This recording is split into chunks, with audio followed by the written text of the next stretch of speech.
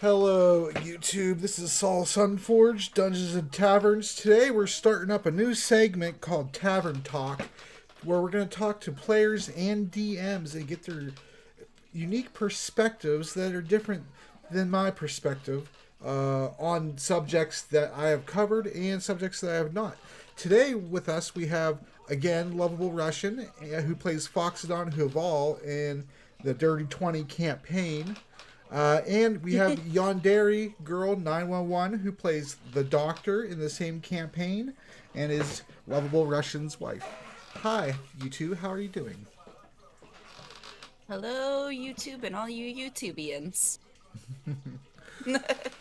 All right. So the main focus today I want to cover is I just made a video, and so this topic will go pretty well hand in hand, and the secondary topic that I decided I wanted to cover also is the main topic is how do you get somebody who is interested in uh, the fantasy genre or the medieval genre or even necessarily sci-fi, things that are around D&D but not specifically D&D, and those folks may have not even heard of D&D or any other tabletop for that matter. It doesn't even have to be D&D. It's system agnostic question really.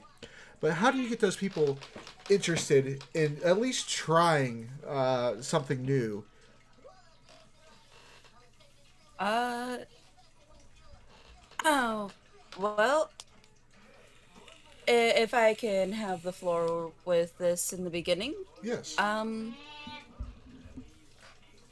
I used to get people interested back when I was in high school and stuff, and get people like wanting to continuously play D&D. Mm-hmm. Uh, with just a D20 and just a piece of paper that basically said, here's all of your loot, like Mm-hmm. everything that you looted. Right. And we didn't, well, no one else but me had pieces. Now, I didn't have actual D&D pieces. I Mm-hmm. had hero click pieces. Marvel Hero And Clicks, right? That's what it's called. yeah, Okay. yeah, Okay. Marvel Hero Clicks. There's also DC Hero Clicks that you could mix and mash them. I have both. Mm. I also have uh the third company. I'm trying to remember the name, but I can't. Um, they made Dark Hellboy, Horse. Dark Horse. There we go. I have their Hero Clicks as well. Mm-hmm. Um, anyway, uh, I had a Hero Click map. Mm-hmm. And what we did was I set up like a bunch of little minions across the map, and we pretended that they were zombies and stuff like that. And basically, my friends would move across the map, and they would be looting and grabbing things and, fighting the zombies, fighting vampires. One of my Mm-hmm. friends ripped off a stone door, rolled a nat 20 on that, and I got all amped up and excited. And because I got all amped up and excited over a nat 20, since no one else there played, they all got the energy from me. And they all got amped up and excited because I was like, that's a nat 20! That means you got it! Yeah! Like, basically, yeah, you don't usually get things on nat 20s, but this basically got everyone like excited over getting nat 20s. They were just so excited over doing that stuff. And Mm-hmm. now he's walking around with a big stone door that, used to belong to a mausoleum as a shield. And he's walking around as this like tank kind of thing. Uh-huh. And they're versing vampires and stuff. And I do secret rolls so that way they don't see. And Right. I fudge some of them, and I get a 15 and some of them get a 9. I'm like, yeah, yeah, yeah, you totally pass. Yes, you punch that vampire directly in the face. Because honestly, you want them to feel epic their Right. first time. You don't want to feel make them feel awful. You don't want to make them feel like dirt. You want them to keep coming back because their first adventure will always be their most memorable adventure. That's a And good point. That's a good It's point. what they base their entire perspective on what D&D is. A good example of this would be actually one of my coworkers. Um, she when she first tried D&D the very first time, she thought she was going to be a player. Nah, the people that she was going to play D&D with Mm-hmm. forced her to be the dungeon master, right? When she Mm-hmm. has zero experience Mm-hmm. and she had braces at the time, so she had a lisp, Okay. right? Right. And she had a horrible time. They made fun of her, they made fun of her own voice and whatnot, not, and it gave her an entirely bad experience. That first bad experience trickled down to something like today. It took, I'm not even gonna lie, on the upwards of 6 to 9 months of talking, convincing, befriending her, and whatnot, to even just give it another try. Eventually, I did, and you know, she's enjoying herself when she's there. Mm-hmm. Yeah. But the So. point is that first session, that first game, Mm-hmm. that can make or break a lot of people's perspective and experience going forward into tabletop role-playing games, not just D&D. Mm-hmm. yeah. So do you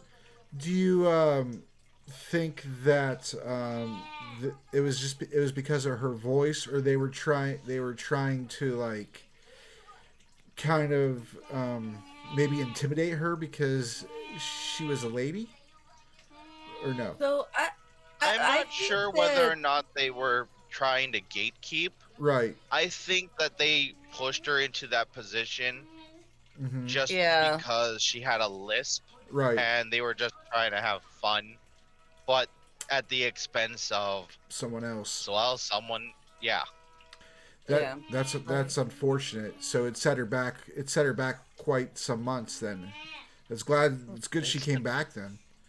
Yeah, she came back yes. and she's now participating in Russian's campaign. Mm-hmm. She doesn't participate too often because of schedule, Right. but she is damn well trying. And when she role plays, Mm-hmm. like it's as if she's a theater baby, and I'm just like, it's a really an awful shame that she got literally bullied the first time. And Throw it away, honey. Sorry. Go ahead. now I want to kind of touch on first experiences uh being uh joining for the wrong reasons. Okay. So I have this friend, like, she ended up joining, her name, we'll say Mel. Mm-hmm. She ended up joining one of our friends' campaigns, and she wasn't sure about the rules and stuff like that, and she was a little bit on the confused side. But the reason why she joined is because her boyfriend was a part of the campaign, Mm-hmm. and that's why she decided to be a part of the campaign. She was trying to do something that he liked. Yeah. And I don't even think that was something that he liked. I think that it was more of because it was taking up his time, Mm-hmm. and he was, off doing something, and it was all of her friends. Mm-hmm. Like, everyone there at the table, she knew. Oh. He didn't know anyone at the table. Oh. That's interesting. So how did he get to the table then? Uh, he got to the table through her. because she kept bringing him around and he was slowly getting introduced to the group. Oh, But he was okay. still kind of like that awkward outsider and stuff. Like you Right. bring you bring like your wifey over to, your group of friends, and yeah, your friends know her, but it's like you're the person that we know. Like it's kind of Mm-hmm. like that. Mm-hmm. But basically they decided we're going to do D&D, and he wanted to be a part of it, and basically they ended up being a part of it. There was also his ex at the table Uh-huh. who decided to join because he was joining, Mm-hmm. and it just like outer drama. Yeah. And his ex was also new to D&D as well. Right. He was also new at the same time, but he was actually wanting to play the game. He was wanting to just play the game. Uh-huh. And then these two crazy girls Yeah. basically, instead of like, wanting to play the game for the right reasons, like the love of the game, the love of fantasy and stuff, they ruin the experience for themselves. Uh-huh. And it was kind of sad that they ruined the experience for themselves because of the fact that they decided to be selfish in that sense. Mm-hmm. And it breaks my heart because I'm like, you could have actually, fully enjoyed it. You could have had fun with it and stuff, Mm-hmm. but Do you know? I don't personally, but do you know a decent amount of ladies who do play D&D or tabletop? so I don't know a whole massive amount. Uh huh. Uh, Usually they're very hard to find, Right. but I do know a few whammons within my whammon circle that actually are like, yeah, let's play D&D. Mm-hmm. No, I'm not distracted by everything else around me. Right. Like red? And Who but who's red? Oh, Liz should know. Oh, okay. But she definitely was playing D&D.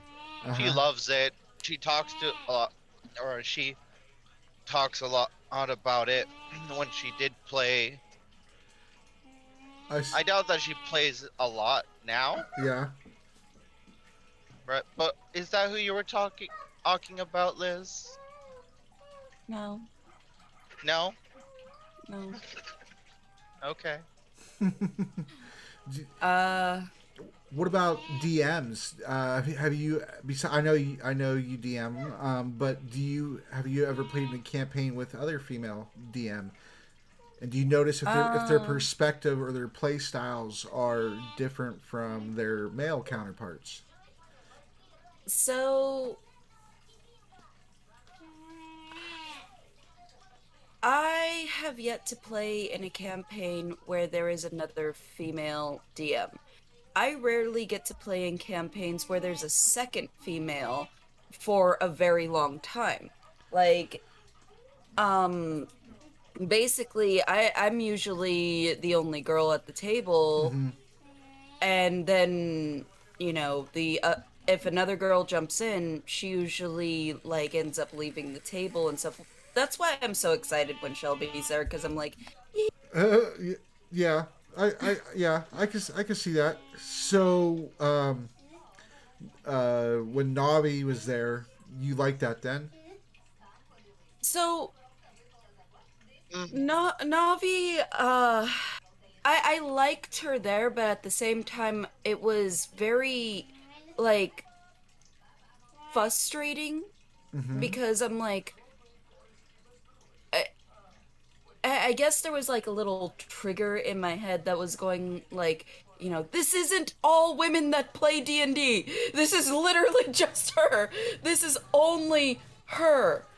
And I, I'm I knew that she was new. But Yeah. at the same time, because there was only me and her literally representing whammons at your table, Right. it's like there's the student that pays, the most attention, and then there's the student that asks the teacher to repeat everything 8 times. Yeah. And Yeah. she's the one that's streaming, and she's the one that's like a bit more on the popular side. And I'm just like, no, this isn't all women. This is not all women. Do you But do you think that her play style was because she was new, or do you think that that's the I way think way she was playing her character intentionally, or a little bit of both, maybe, or that was her? so. I do believe that it was because she was new and she was entertaining her Discord chat. Uh huh. Because I firmly believe that it was because she was new. Mm-hmm. I remember my first character and how dumb nugget I was with her, Uh huh. because before I played D&D, I played in a LARP. Live action role And play, right? yeah, Uh huh. and I LARPed with a lot of my friends. Mm-hmm. Now, no, we didn't have a epic place that was rented out. We were Mm-hmm. teenagers. We were in the backyard of someone's house. It could, legitimately be called pretend and stuff, but the thing is that we kept things documented. We Oh. kept wars documented. We had certain things like I had a tree bark thing for a certain character. I had shawls for certain characters. I put Mm-hmm. on a blindfold for a character that was called the Blind Bandit. Uh huh. And like I walked around literally blind. And the only way that I was actually able to see was looking down at my feet Uh huh. to make sure I'm walking in the right direction.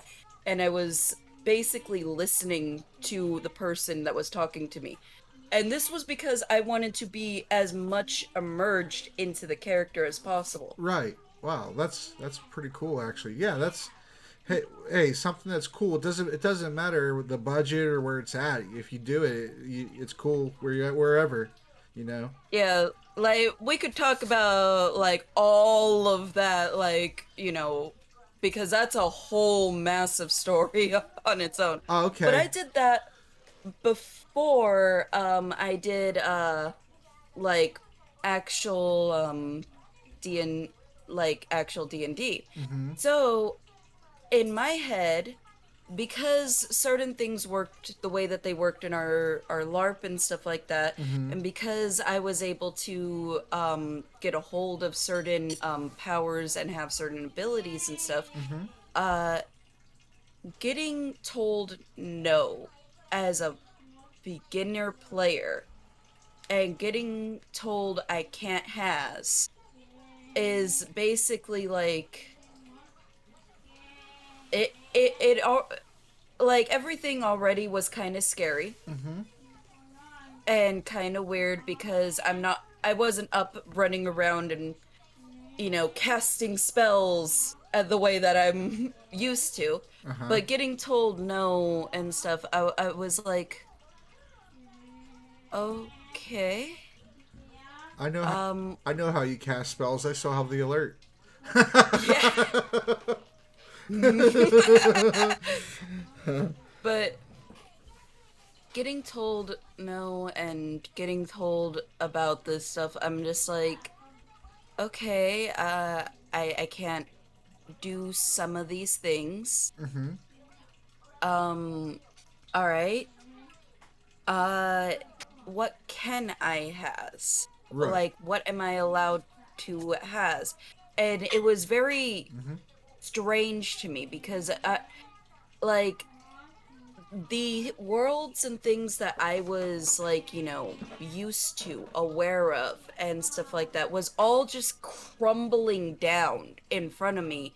And basically, a new world was getting built up in front of me. And it was not an easy transition at all. Like basically I was getting dragged through a wall basically. I see. I kind of wish in a sense that I was my own DM, Yeah. like, or someone else like that was much more able to be nicer was my own DM, Mm-hmm. because my DM was my current boyfriend at that point in time, Okay. which people call him Donut. That was my DM, Uh huh. and he DM'd for me, his cousin, and his uh his brother and his sister, Uh huh. and occasionally his other cousin. Uh And huh. we were all new except for him. He was playing in our friend Pablo's campaign. I see. And we were using my hero clicks cuz of course. No, it's a good use for them. They're Yeah. they're definitely they're like pre-painted. They're ready to go, and they have the I they have the mean little stand on them too. If you have to have them fly and stuff, you just I rate. mean, if you want, I could go reach into my room like right now, 2 seconds, grab a box of hero clicks, and Yeah, be showing them off. go ahead. All right, Don't you? all right. No, don't make her do that. No, she wanted We're gonna be here. she wanted We'll be to. here for an hour. That's okay. Well, in the meantime, while she's gone, for you, have you ever been to any type of D&D or tabletop conventions, or even adjacent things like a medieval fair or a Ren fair or anything like that? I've been to Ren fairs, Uh huh. right? But I have not been to any D&D conventions or tabletop, things. That surprises Hell, me I mean, since you're over in the CA. I haven't even been to Adventurers League, to be honest. Right. Yeah, and you kind of mentioned that before the other day while we were talking. It's pretty much due to time, right? It's not due to not wanting to go. Yeah, it's more due to time since Adventurers League happens in the evening time, and in the evening time I go to work. Right, right, So right.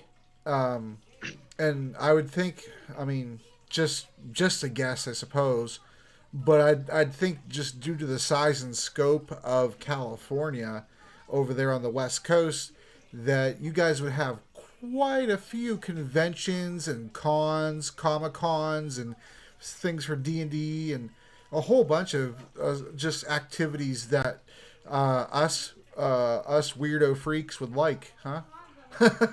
Yeah, so so yeah. there's always the big one, Comic Con and Anime Expo. Those are the two biggest ones that happen, Right. every year. Mm-hmm. I've been to Anime Expo once. I've never been to Comic Con. Uh huh. Uh-huh. Um, and then there was a smaller con closer to where I live.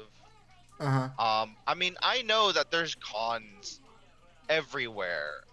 Yeah. I just I never have the time or money to spend that kind of resources to go to them. Right. At the same So time. Yeah. I just never really got the experience of going there more than just a few handful of times. I see. I see. Well, did you have your hero clicks with you? I see. It looks like.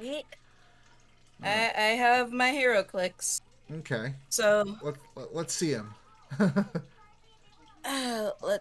this one right here is Witchblade. Okay.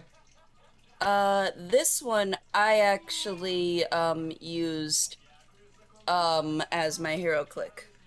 Nice.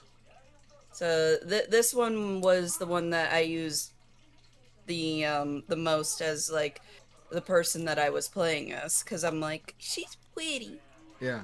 And then here's the- like generic monster that we decided to use. Right. For those that are watching, her hero clicks are a bit out of date. The- Yeah. some of them Continue. are. You could use that. You Uh, could use that as some type of golem, or even maybe a fire yeah, giant would work. Okay. yeah. What we That's what we kind of used him for. Triple ZAX is his name. Of course, So of yeah, course. That was like my sixth guess. Yeah. yeah. Triple C. Um,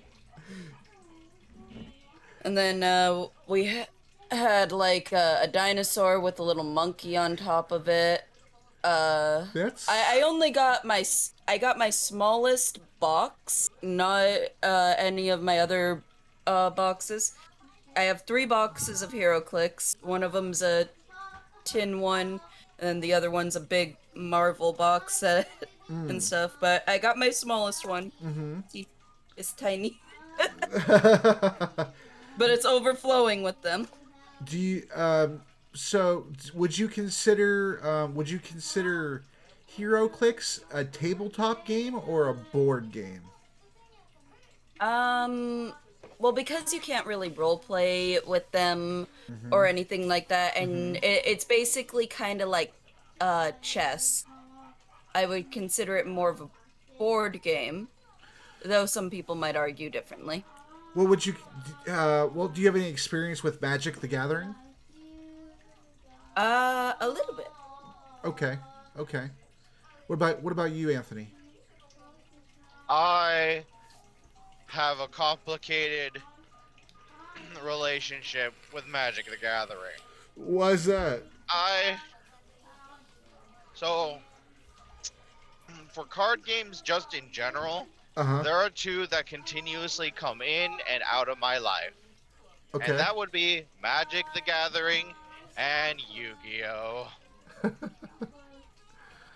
And because they take so much resources just to do, I'm just over here like, oh god, here I go dumping my wallet again.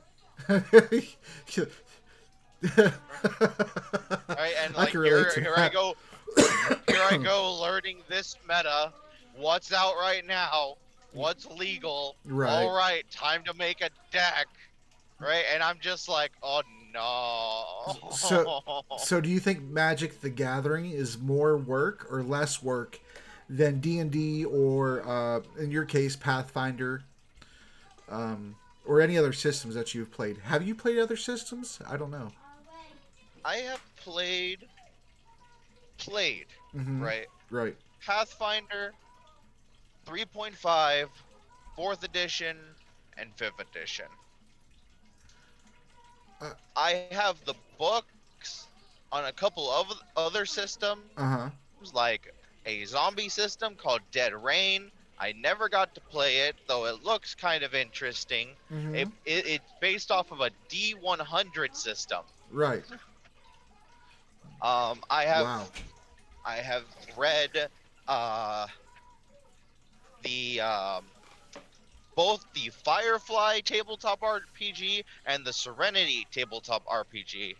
And I believe the Serenity one is a lot better than the Firefly one, Okay. just on how the system is structured. Mm-hmm. So I recommend that one. Not sponsored, but hey. Um, It- like I would love to play Call of Cthulhu, but funnily enough, that's one book I haven't actually looked at. Yeah. Yeah. And so would you say any of the of those systems are more difficult than getting cards, making a deck, and all that things? Do you think I that? believe. Sorry, go ahead. I was just gonna say, and in terms of expense, what do you feel is more expensive? I know in Pathfinder you don't have to buy the books because they're free sourced online if you choose not to own the hard books. But assuming that you did buy the hard books, would you say that not just keep like over the course of enough of a deck that you could be competent in it, and versus just the source books, the source material for Pathfinder or D&D or whatever system you like? So, as funny as this may sound, it really depends on how you want to play such card games. Like if it's just for friends and whatnot, Yeah. you can make do with straight buying some card sleeves, Uh cutting out some cardboard, or buying, huh. You could, I guess. 51 set cards and just placing them in there. And then, well, my friends what used to do, because we didn't have a lot of money, we Yep. were not in the the greatest area, right? We would do something called proxying, which is where we would write down on a piece of paper the attack, defense points, their effects, Right. right? Yeah. And then just slip it in. Okay. And Uh, then I suppose that works. Yeah. and if you're just playing with friends, Uh by huh. all means, right? That means that Yu-Gi-Oh or Magic the Gathering, for all intents and purposes, could be considered cheaper than playing a tabletop role-playing game. But also at the same time, on the flip side, with a tabletop role-playing game, you can use basically just graph paper, a D20, and literally Skittles for the purposes of a map and minions. Hey, Like, when I was a kid, I don't know if you heard of the game Trouble, but we lost a few of the oh, I remember. we lost a few of the pieces, and my grandma used to use cigarette butts as substitution for the pieces. so I'm gonna say this, like, in my personal opinion, because I'm throwing this to my baby hero clicks and stuff. Like, if I was still collecting hero Uh clicks huh. today, Yeah. and That'd be the most then expensive. and if I was basically forced to choose either HeroClix or D&D, doesn't matter if it's D&D or Pathfinder, one or the other. Right. I would say HeroClix would actually be more expensive as a hobby because of the fact that if you decided to buy like one out of the box and was like a rare one, Yeah. uh those ones are a bit more expensive and they could go up and up and up in price. If you decided to buy, a case or brick or whatever, um and It would randomly cost pull. a lot. Are they more costly to have the hero click single that you want to buy versus the set? Oh, I know that, So or a D&D mini. Which one's more expensive? Do you think? if you're just if you're trying to get like D&D minis and stuff like that, and they're Yeah. just, generic D&D minis, Mm-hmm. which is probably what I would have, except for the Strahd collection. Like, I would probably only have, the generic D&D minis, Mm-hmm. and then I would have, the Curse of Strahd things that are I either already came out or are going to come out. Mm-hmm. Um, because those ones are less expensive and stuff, in the sense that basically if I'm hunting for one in particular one Uh huh. and I really want it, because at the time Rogue was so freaking hard to find. Uh huh. Rogue from X-Men. Yeah. She was by far one of the hardest to find.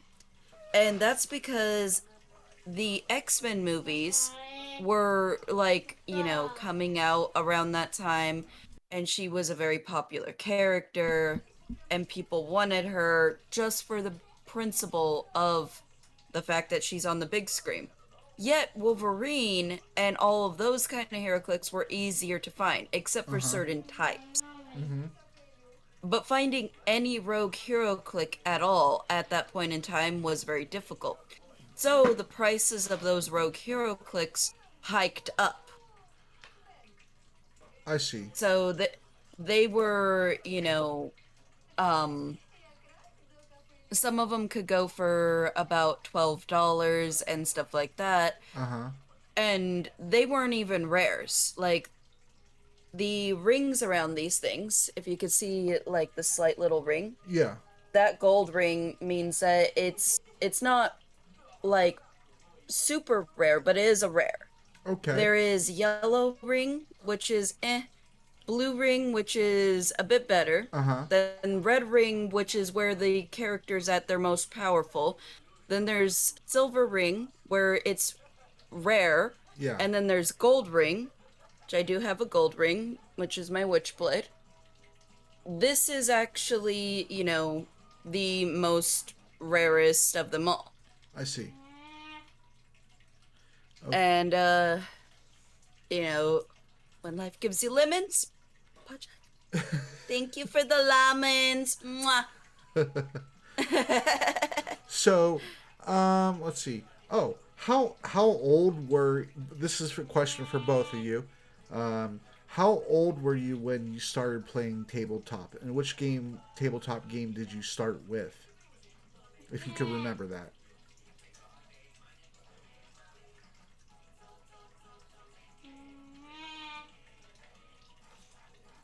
Like as in per RPing and whatnot. Um, yeah. So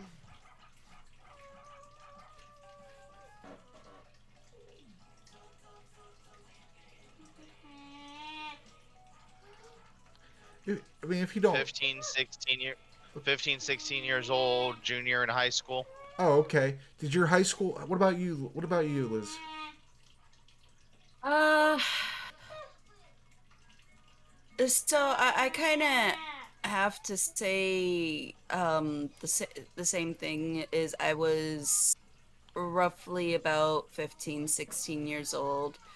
Um, So when you two met, otherwise, you both already were into the hobby a bit. yeah. Okay, cool. Well, we both were in we both went to the same high school. Yeah, yeah, Um, and basically we had the same circle of friends and stuff, and the circle of friends liked nerd stuff. right.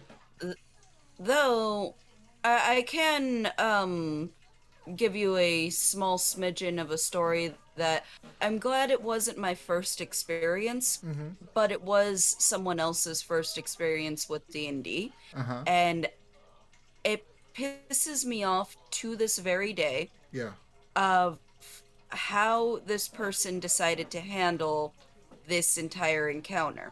Uh huh. I don't remember the spells or anything, so Russian, if you could please help me with these things, that would be great.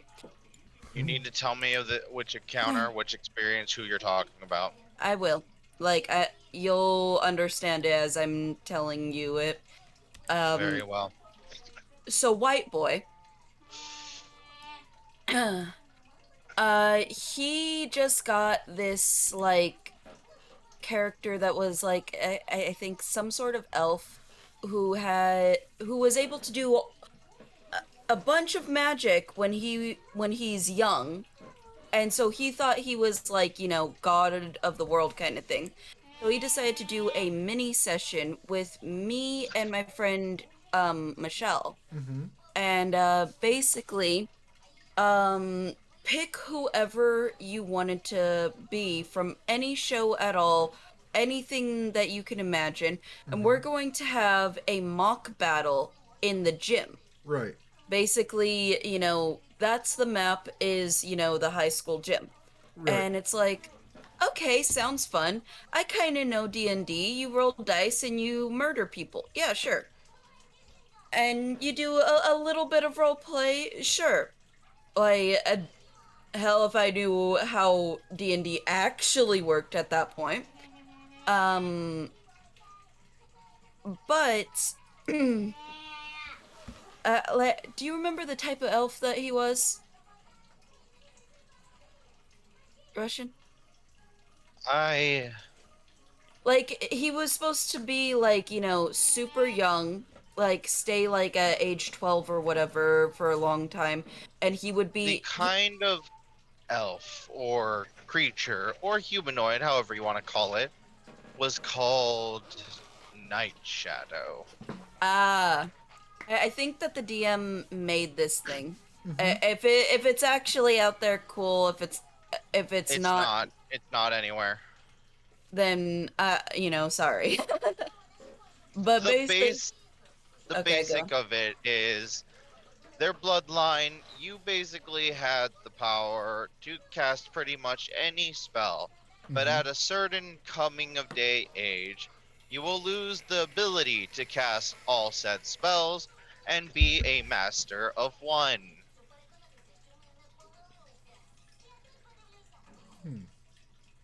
So essentially, this mock battle, he decided to cast a spell to lock the gym, right? Okay. He then depleted all oxygen out of the gym, and then he made himself disappear out of the gym. Mm-hmm. Um, be, like after he locked, like made sure that nothing can get out of this gym at all. Like it was basically think of, how Strahd's stuck in his place and stuff. That's basically what he did, was he made sure that no one can leave in that way. And we were supposed to be just having a friendly combat thing with each other. And I think I saved Michelle's like thing for D&D because basically it became her and I started just talking in character as the oxygen like was just leaving, and her and I became friends, and we like, because there was no way to leave out of the gym because oxygen stuff was depleting out, and we couldn't do anything. uh Both of us were kind of pissed at this, Mm-hmm. like super pissed at this, but and I was just sitting there with her, like just talking, like role playing and stuff, because there was nothing else that we could do. Hmm. And it was just the most suckiest move that he did and stuff. Like, to this very day, I replay in my head at a constant, like, do those magic things again to me. Please. Please. I have so many better ideas. I have so many better characters. I have custom characters. I have gods. I have freaking, Mm-hmm. characters from TV shows that Uh-huh. could bust out of there. And like, I think I chose Rogue from X-Men to Okay. go against because I'm just like, oh, all I got to do is land a touch on anyone in Right. there. Yeah. And I also did the Southern accent and stuff like that. did Like, uh, did your oh sorry, go ahead. If you have more, go go, ahead. no, it's fine. It's I mean, I was just gonna go to a different the next question, but if you have more, go for it. Nah, it's fine. Okay. I was just gonna ask if you guys had a tabletop or D&D specifically type club when you guys went to school. No. No. No. We had an anime club. Oh, huh. I wonder if Yeah. my school had. I don't know. Actually. So one of our friends within our friend circle made the anime club and stuff, convinced her teacher, and basically made this huge anime club. Mm-hmm. And there would be days where it's like, every Friday we would have, the anime club day, Yeah. and we would watch videos, we would do skits. On certain Fridays, it's like come and cosplay and stuff like that. Yeah. And we would just be doing all of this, stuff. One of the cosplay days, uh, my friend Josh and the club leader Lisa, uh, Josh dressed up as Light Uh huh. from Death Note, and Lisa dressed up as Elle from Death Note. Okay. And basically there's a whole scene of them being handcuffed together. They got a pair of handcuffs, Uh-huh. and they were handcuffed together throughout the entire time that the club meeting was going on. Mm-hmm. It was kind of funny and like, really dedicated to the characters, so. Um, so this question's for both of you. What are some fantasy or other genre books, movies, or TV shows that you use or that you could see that would fit perfectly to be used as inspiration for character creation or for NPCs or even quests in the campaign? Inspiration, but maybe not directly copied. I hit all the buttons on the elevator. What? Basically, I like using inspiration from practically Everywhere. every source. That's what I mean by hitting all the buttons on the elevator. Yeah, Like the okay. moment I watch, I figured that. I wasn't sure. I just want to make sure. Like when you said that, the only thing I could feasibly think of, right, as an answer to that would be Riot Games League of Legends World of Runeterra, because it has everything. well, do you mean actual worlds? Do you mean actual characters, or either or? Either or. Like, Either or. so You can find inspiration upon the wind. Anywhere you go and look, magic fills the air. All you so have to Anthony, do It's true. why is don't you fit it in. why don't you talk about Vanya and how No. she changed? How she Nope. changed? Nope. Why? Why do you want me to talk about her? Because this is literally related directly to the question.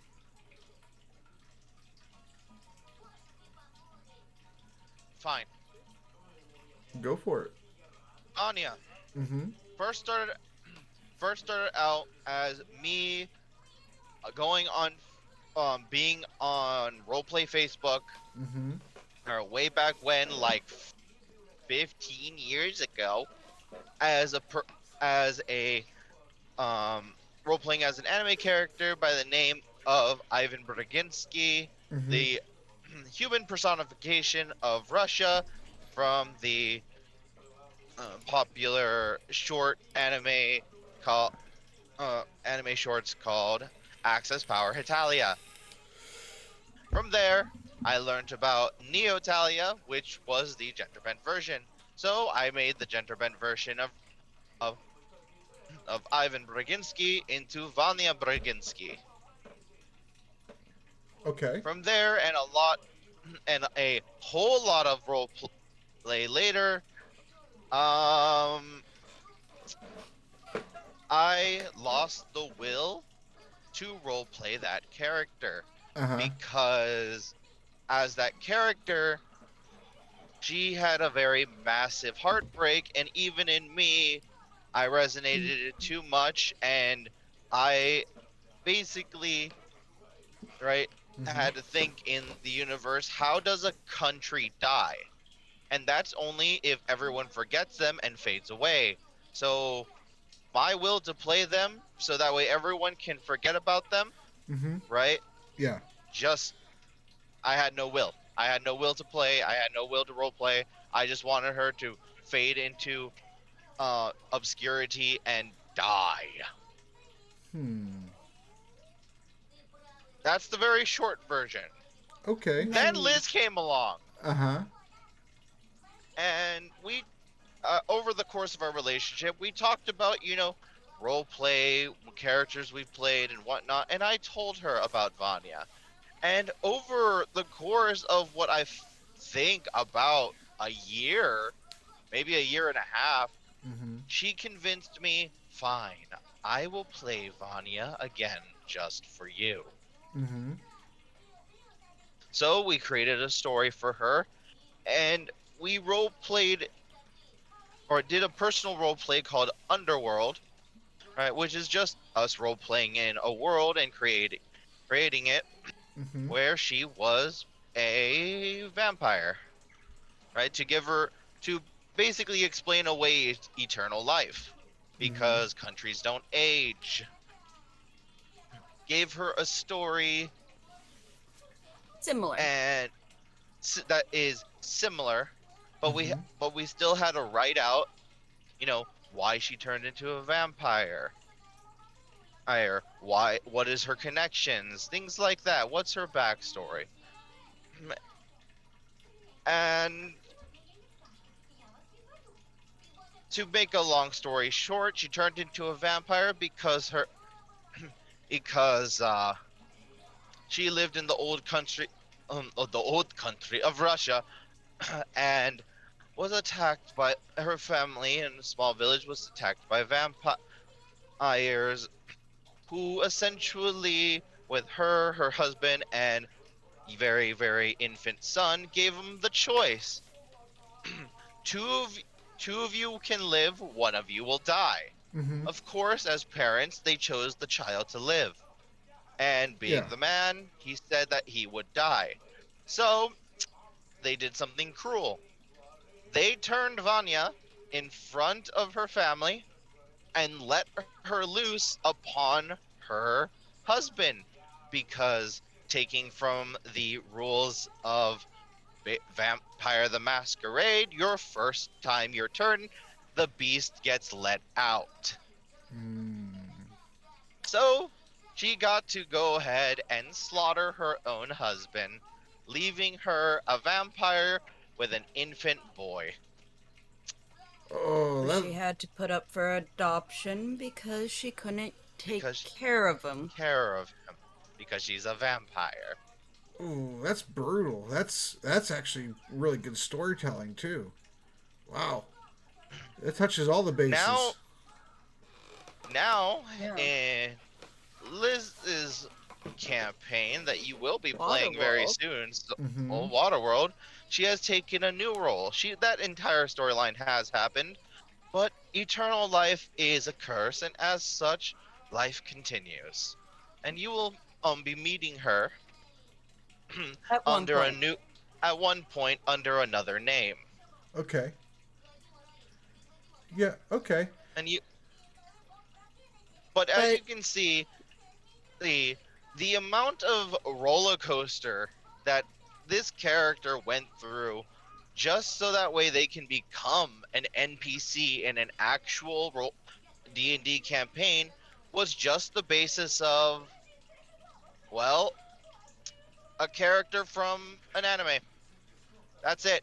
By no means would I say that my Vanya, right, is anywhere close to the personality of the original Ivan Braginski. They are too separated, far apart to even be considered related or similar or anything, even amongst the same family. Mm-hmm. I understand where that origin came from, but the inspiration and journey that she had to take to become an NPC is long. but since you asked that question, Mm-hmm. she was the best example for it. I don't see how, because you can get inspiration literally anywhere else Yeah. Yes. and not have to go through a literal 10-year role play, right? With along with multiple heartbreaks, story, and until literally just the will to live is gone, and then a relationship to happen just for this. Like, you don't have to go through that to No, make a character. No. you don't, but the like story, the roller coaster, everything. Mm-hmm. But basically how you helped, like how I helped how she ended up transforming, how everything like came down to it, and then you look at the source material and you look at your Vanya, and you're like, she evolved. Yeah, that's good. That's great. Do either of you read books by any chance? I'm dyslexic. Yeah, yeah. S- okay. I don't read a lot of books. I read very seldomly. Uh I huh. more read like source books nowadays and whatnot, Uh huh. and playing, the video games and role RPGs. I see. Yeah. But continue with your question. I was just gonna ask if there was any two characters in anything that you've read, watched, that you've combined their personalities a little bit from A, a little bit from B to create an NPC. Have you done that before?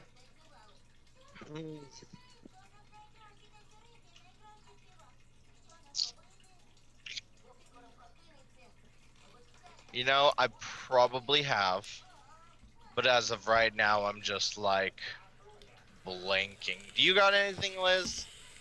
Well, I was gonna touch back on the other topic and stuff, if we could do a quick rewind, because Okay. I was gonna mention. So the current character that I'm playing right now, Mm-hmm. Seven, Yeah. uh, so his gruff voice, Mm-hmm. the fact that he was a experiment, Yeah. um, he has a bit of a high temper Mm-hmm. and no memory. Mm-hmm. Uh, Kinda Wolverine. Okay. Okay. I could see that, the temperament. Yeah, I could see that. Yeah. I could see that. So in terms of shows that you guys like, and this is really a question for me to get information. Actually, uh, what do you guys have any fantasy or medieval shows? I mean, obviously there's Game of Thrones. I don't think you guys watched that. Have you? No. No. Okay, but We We other have have not. not. other than like the common ones like Lord of the Rings, Game of Thrones, Harry Potter, is there any other shows that you can recommend to the viewers and to myself? I'm taking notes. So it's not a show, Uh but huh. it is a movie, and Okay. I absolutely love and adore it. Dragonheart. Dragonheart. Uh, Looking at you, I understand that this is fantasy and whatnot, but I I suppose it's fantasy. It's if that's the fantasy. case, you might as well go to Netflix and look up, Castle. Uh oh. Oh. Yeah. Castlevania. Yeah. Oh. He, Okay. Okay. he was like Castle. Yeah. Go to Netflix. Castlevania. Castlevania. Go to Netflix and just look up Castle. That's Watch Castle. I'm sure it's there, probably, maybe. Yeah. But Dragonheart. yes, but as Dragonheart. per fantasy, Watch the first one, not any of the other ones. Oh, it has Sean Connery and Dennis Quaid in it. Oh man, Yeah. Like, how have it's I not heard about of this? I think it was a '90s movie. 1996. 1996. Yeah. Like it the graphics and everything was good for its time. Just remember that. It Oh, was very good for its time. yeah. so I Those got things don't one, bother me. but I got a couple. Okay. So they are animes, Uh huh. and the first couple that I'm about to say, Mm-hmm. you best be 18 or over. First one, uh, Overlord, Goblin Slayer, is it wrong to pick up girls in a dungeon? How to not, how to not summon a demon, lord. Uh, there's a lot of isekais, and that take place within fantasy worlds that really cover this subject and how things can be in a fantasy world to get inspiration on how to run a world. I mean, you can call me a degenerate for this, Mm-hmm. right? But Okay. interspecies reviewers very much Degenerate. gives me insight on how a red light district could probably be incorporated more into a city. Yeah, and was it you or was it Gilawin who recommended that to me? Because I did watch it, and it was actually really good. Him. It was probably him.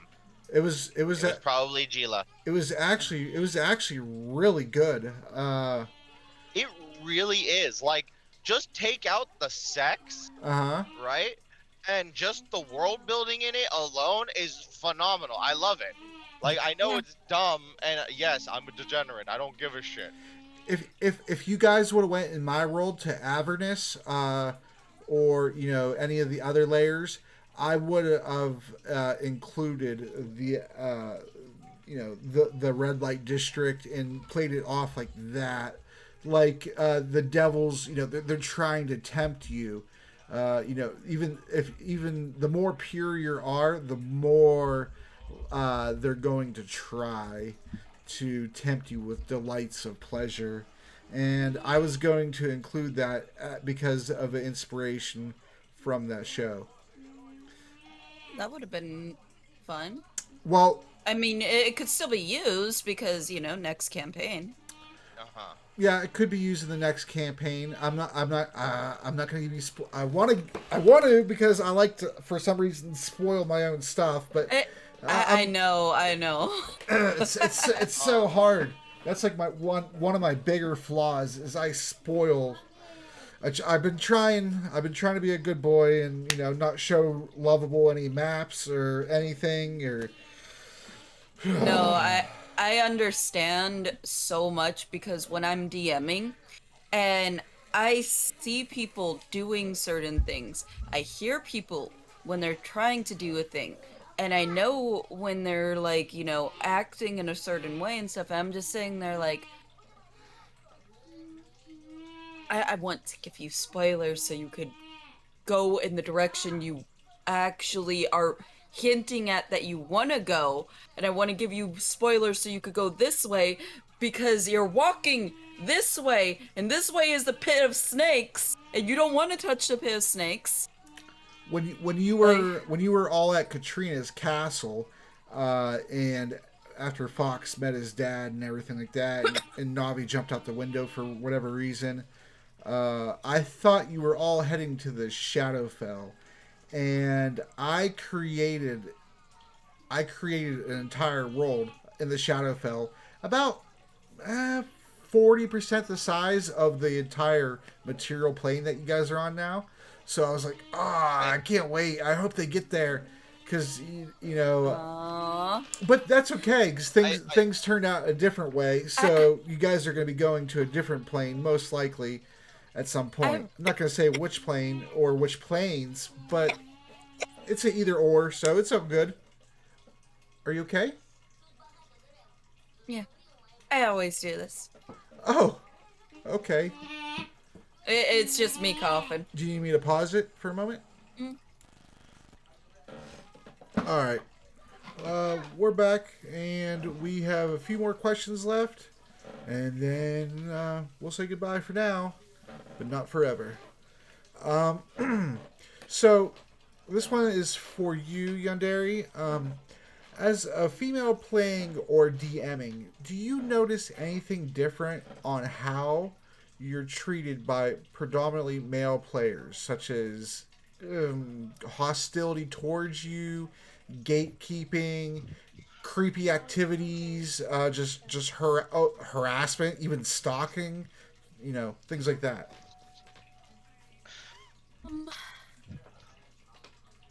So, I guess because I'm in such a very safe group, and I don't too much stray outside the safe group that I usually play with. And even if I stray outside of it, I usually bring along with me, a few of those members from that group.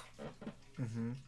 Um, there's not too much creepy activity or any like stalking or anything like that.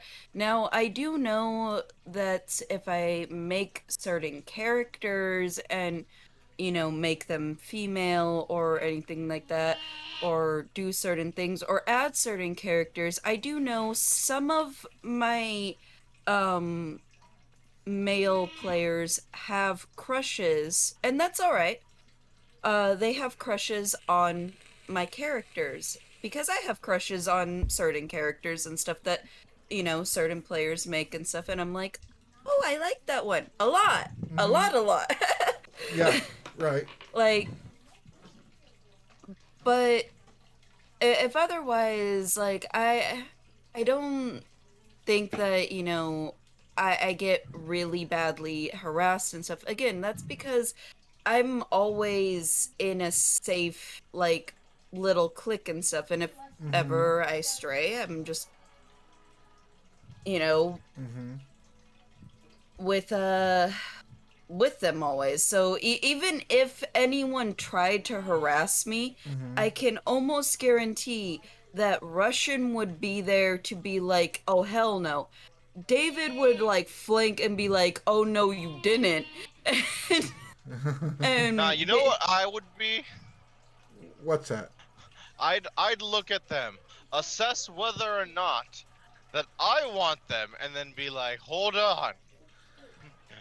So you wish to harass my girlfriend, my waifu, my wifey? Well, I'm here to be harassed as well. Look upon my thick visage and be amazed. So you turn it around on them. That was my next question to you: is if you've happened to experience any type of harassment or anything from players,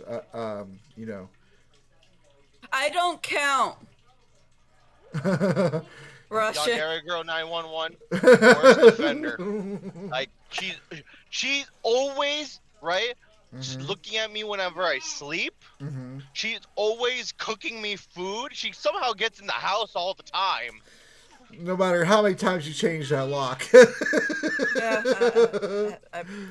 I don't know. Like, I sleep under the furniture. But nah, there's no creepy behavior. That's good. Actually, You have a I story? do have a micro story. I think that we've said this story so many times, but never for YouTube. Okay. Which Uh, one? Matt. Oh.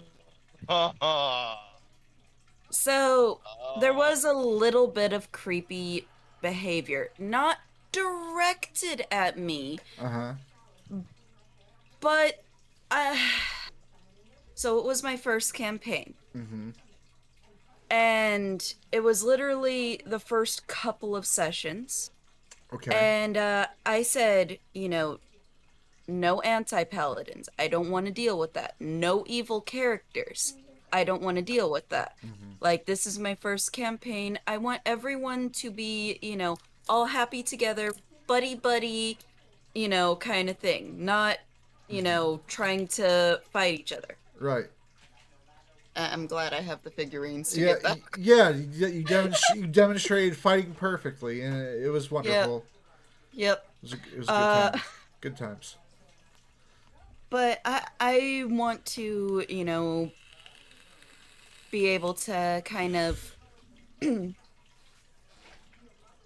uh do that kind, like, have a good session, have like people going around and have fun, and I wanted everything to be a good experience. Mm-hmm. So here comes Matt, Yeah. and we had Ravengers, and Mm-hmm. these people they believed in like fishes are like, their Sacred. their ancestors. They're sacred because the world is flooded. That must mean that fishes are their ancestors and sacred. They believed in gods that were down in the waters and stuff like that. Okay. And so they refuse to eat fish, Uh-huh. which is the main food source in Waterworld. Right. Okay. And there's like very scarcely other food sources. So, you can't really have cows on the regular, you can't really have pigs on the regular or anything like that. Okay. So they eat people. All right. So, and any people that decide that they eat fish is the people that they decide to eat. All right? Now that we got those races established, Mm-hmm. there was a leader, and she basically was leading the Ravengers, and basically it was a base mission. Go on the island, retrieve the people that are trapped there and stuff like that, and save them and fight the Ravengers. Kill the Ravengers. Mm-hmm. Cool. Base mission. Mm-hmm. They found the leader, and I was like, okay, she's either gonna escape or they're gonna kill her. Mm-hmm. Whatever. Mm-hmm. No, this guy decides that with his paladin glory and everything, that he is going to F the evil out of her. Oh, okay. Against her will. Oh, okay. So, Anthony and I discussed this, and because this happened to her, and she is a great and almighty powerful leader amongst her people, she saw this in her head as a marriage, and that because her, body has been taken, Mm-hmm. and she saw this as a marriage. So this way, the player gets a, slight amount of punishment for what he did. Yeah. And basically, he's now married to this thing. And basically, this is what I mean by uh creepiness, because it's like he straight up took advantage of this, woman who was leading the tribe and stuff. And I'm just like, what is there a reason? Like, why did you do this? Right. And he eventually lost his paladin powers and stuff, and then tried to do a sacrifice of a child to an evil god so he could be an anti-paladin. And when we told him it wouldn't work because I don't allow anti-paladins. Yeah. You stated that, right? Yes, but he Yeah. was like, I'm doing a ritual and stuff, so it should work. And it's like, no, it doesn't work in my world. No, you know what? No evil god. You do this ritual and whatnot. No evil god answers call. You lose your paladin powers. You're not an anti-paladin. You're just a fighter. You got nothing. Like, Right. and Right. that, because things weren't going this player's way and stuff, and because everyone looked at him like he was some disgusting pig Yeah. at the table, Right. he just said that his character walked off into the ocean, and that's the last we ever seen of his character. He said Was- that himself. Yes. So basically, he's take his ball and go home moment. Like, he just said, I walk off into the ocean, walked off into the ocean, and we never saw his character again. Now, there was a few times that Probably for the best. I thought, what it would kind of be interesting to bring this guy back into the campaign, but he's not playing him and they get to fight him and stuff. And maybe Nina gets her revenge and stuff like that and, stabs him a couple of times. Yeah. But I was like, you know what? It's bad enough that Nina, the Ravenger leader, is now on the ship, and every time they interact with that character, all the players are reminded why she is on that ship. Yet Nina was such a great character for all of the players to interact with, and they loved and adored her. But at the same time, a lot of them were like, we are so sad on the way that she was brought onto this ship. Like, they were not happy about it at all. Yeah. That brings. Now, as Go ahead. now as more experience, I was just gonna say, now as more experienced players and DMs. I mean, if this happened again, we probably would have just retconned and been like, we're gonna go ahead and travel back in time for a moment Yeah. and ignore this ever fucking happened. Right. Right. Right. Yeah. Uh. I mean, if anything, I would have said, look, Matt was never on the ship, and Nina Somehow you got Nina. Nina got brought on the ship by the doctor and asked you guys to train her. Like, I probably would have just doctored it.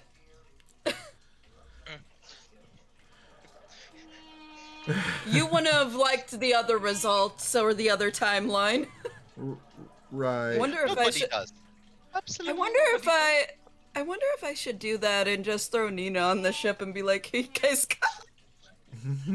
That's dependent on you. So, what were you gonna say? Oh, I was just gonna segue that into what this is for both of you. What do you feel is the number one sign or the number one thing that is a red flag in your mind that represents a problem player or even a problem DM for that matter? Narrow-mindedness. I'll go into it later. I need to go into the office to get something. Okay. Okay. Overpowered, like, once. Like, basically. So for a problem DM or a problem player, when like it's fine if you like to be, super powerful, Yeah. but That's fine. you should be able to be okay with being squeaky as well. Yeah, Like, I find that the most intricate, interesting characters, at least to me anyway, it could be different for everybody else, but at least to me, the most interesting characters that I care about when I read books or watch shows are flawed. They have their qualities for sure, but they have some type of flaw somewhere. They're not exactly perfect because if that's the case, then what's the point in my mind? so I do admit that I like to add very powerful things in my world, but also I like to make my players feel very powerful. Yeah. Like, I don't like to be like, look at me, I am the most powerful because I am God, and you guys are little piss ants. Right. Like, I like an equal balance where I'm powerful and the players are powerful, and I keep picking these things up because they're fun. I know. I know. You're trying to get as best use of those as you can. That's fine. That's fine. It's good. It's good. I like it. It's all right. It's good. I have returned. Oh But man, we've already I- went through 3 other questions. You're too. Oh, okay. No, But- go after No, after no, she no. after she's done. After I'm done. Yeah. But like when a DM starts sitting there and, not like where you feel very strangulated with all of the overpowered things that are around, and you feel like if you do something or go the wrong way and stuff. Mm-hmm. Like I suppose I could give you an example of a campaign. Mm-hmm. So, I find the players who have too much knowledge about the game, who've been to uh Quest and the DM on a lot of things to be huge red flags. Um, Yeah, Canoe. Yeah, that's a good one, Canoe. but um, so our friend Palmer, he had a campaign that was going, Mm-hmm. and he decided to introduce gods while we were level like 3 or whatever, or even level 1, I don't remember correctly. He decided to introduce gods onto the material plane. Now, I don't have a problem with gods being there if they have more of a point or a purpose. Good. But we were literally escorting chaos, this cute little girl who had pigtails and stuff Uh huh. and whatnot. Yeah. And like he kind of described, stereotypical anime sister um for this god, but she's chaos. Mm-hmm. So, um basically we were escorting this extremely powerful being at like level 3 around, and yeah, I kind of realized that it's you. Don't worry. I did realize that it's you, Zeno. Oh, okay. Um, because Crystal doesn't love me. That's all right to use your wife's account, dude. That's cool that your wife and you both have an account here on D Live. That's pretty cool. I like that. But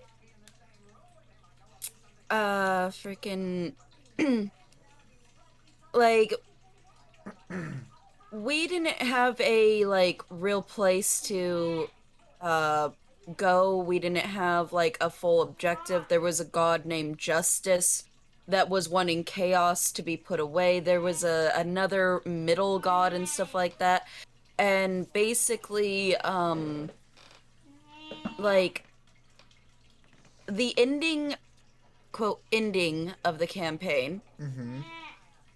was I was sick. Um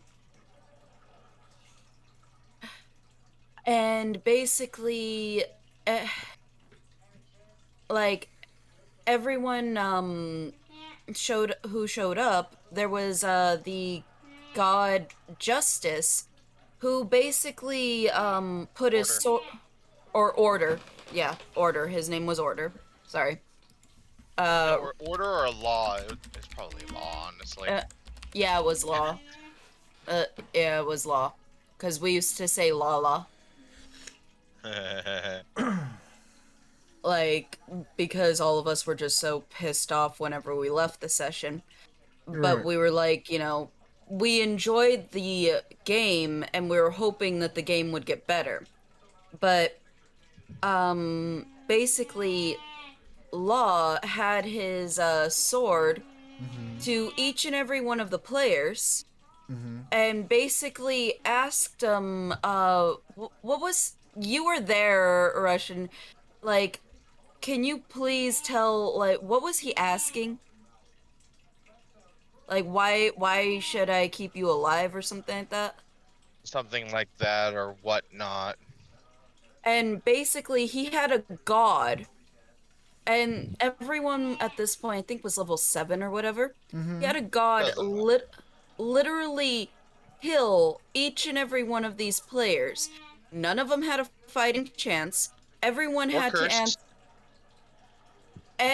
and everyone had to answer this one basic question and stuff, which is why should I keep you alive?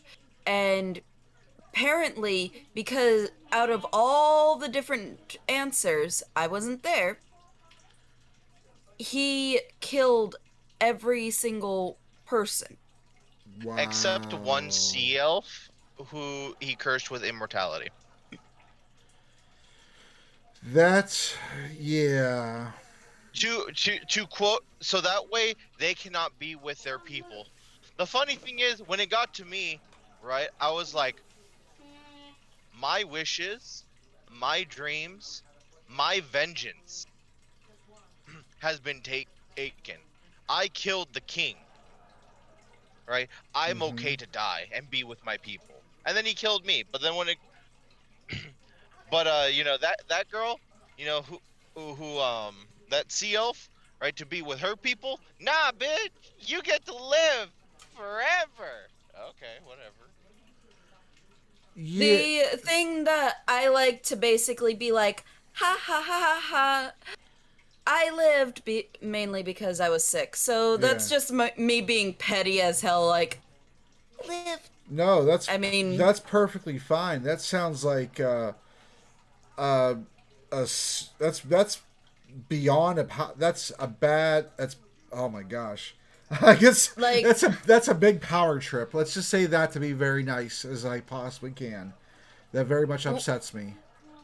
yeah, Not like, what you said to clarify what he did. yeah. What he did, Yeah. and basically, the things that he had, the other gods do that were around us and stuff. It was like, what's the point of our characters? What's the point of us being there? What's the point of us, at all? Like, why are we here? Like, it sounds like a good premise Mm-hmm. for a campaign. If you Mm-hmm. kept the gods a little bit more separate, and basically you visited the gods, and basically, they gave you quests to do, Yeah. and you got to pick out of these three, which god are you going to help? Which god are you going to put in the most power? Right. And it sounded like a great premise. Executed poorly. Yeah. Over half of the people were equipped for the sea, including me. Um, and everyone was wanting to go over to the ocean. He then smash railroad us, had law right there at the freaking docks, and was like, "What are you doing?" I'm just like, we want to go to the ocean to go sailing and to go fight pirates and to go. And he's like, yes, but there are more important things on the land. You need to go to the castle and do this. And I was like, yeah, but we don't wanna. Either, in my opinion, listening to your story there, he was either not. He was either a terrible DM He or he. first campaign. Okay. Okay. Okay. All right. All right. Uh, It's excusable. he was being first time player in our friend's campaign, the one that's messaging right now. Uh huh. And he was also DMing his first Pathfinder campaign. So Okay.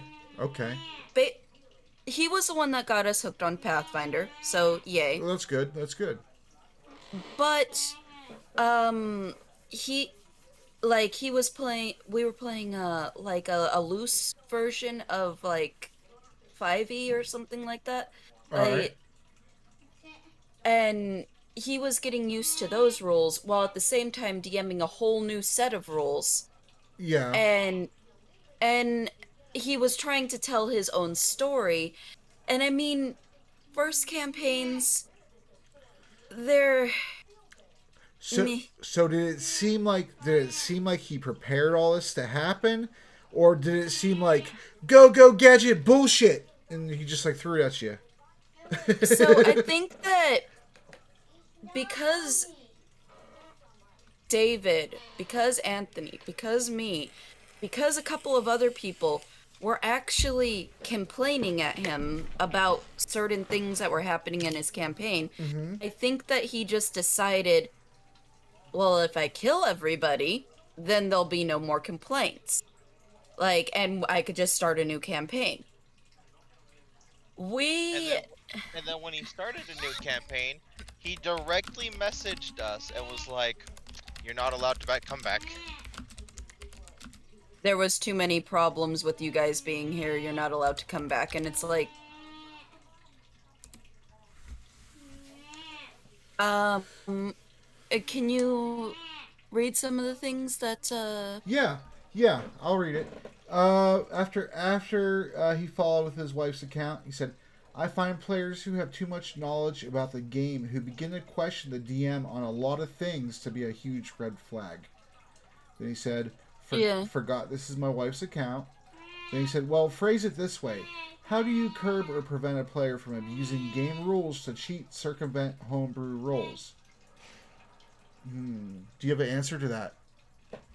How do I stop a player from curving rules? Yeah, how do you prevent them from abusing the rules as written to use them Or and selectively in a homebrew setting, basically, to navigate around what's going on? Cheating or circumventing homebrew rules. uh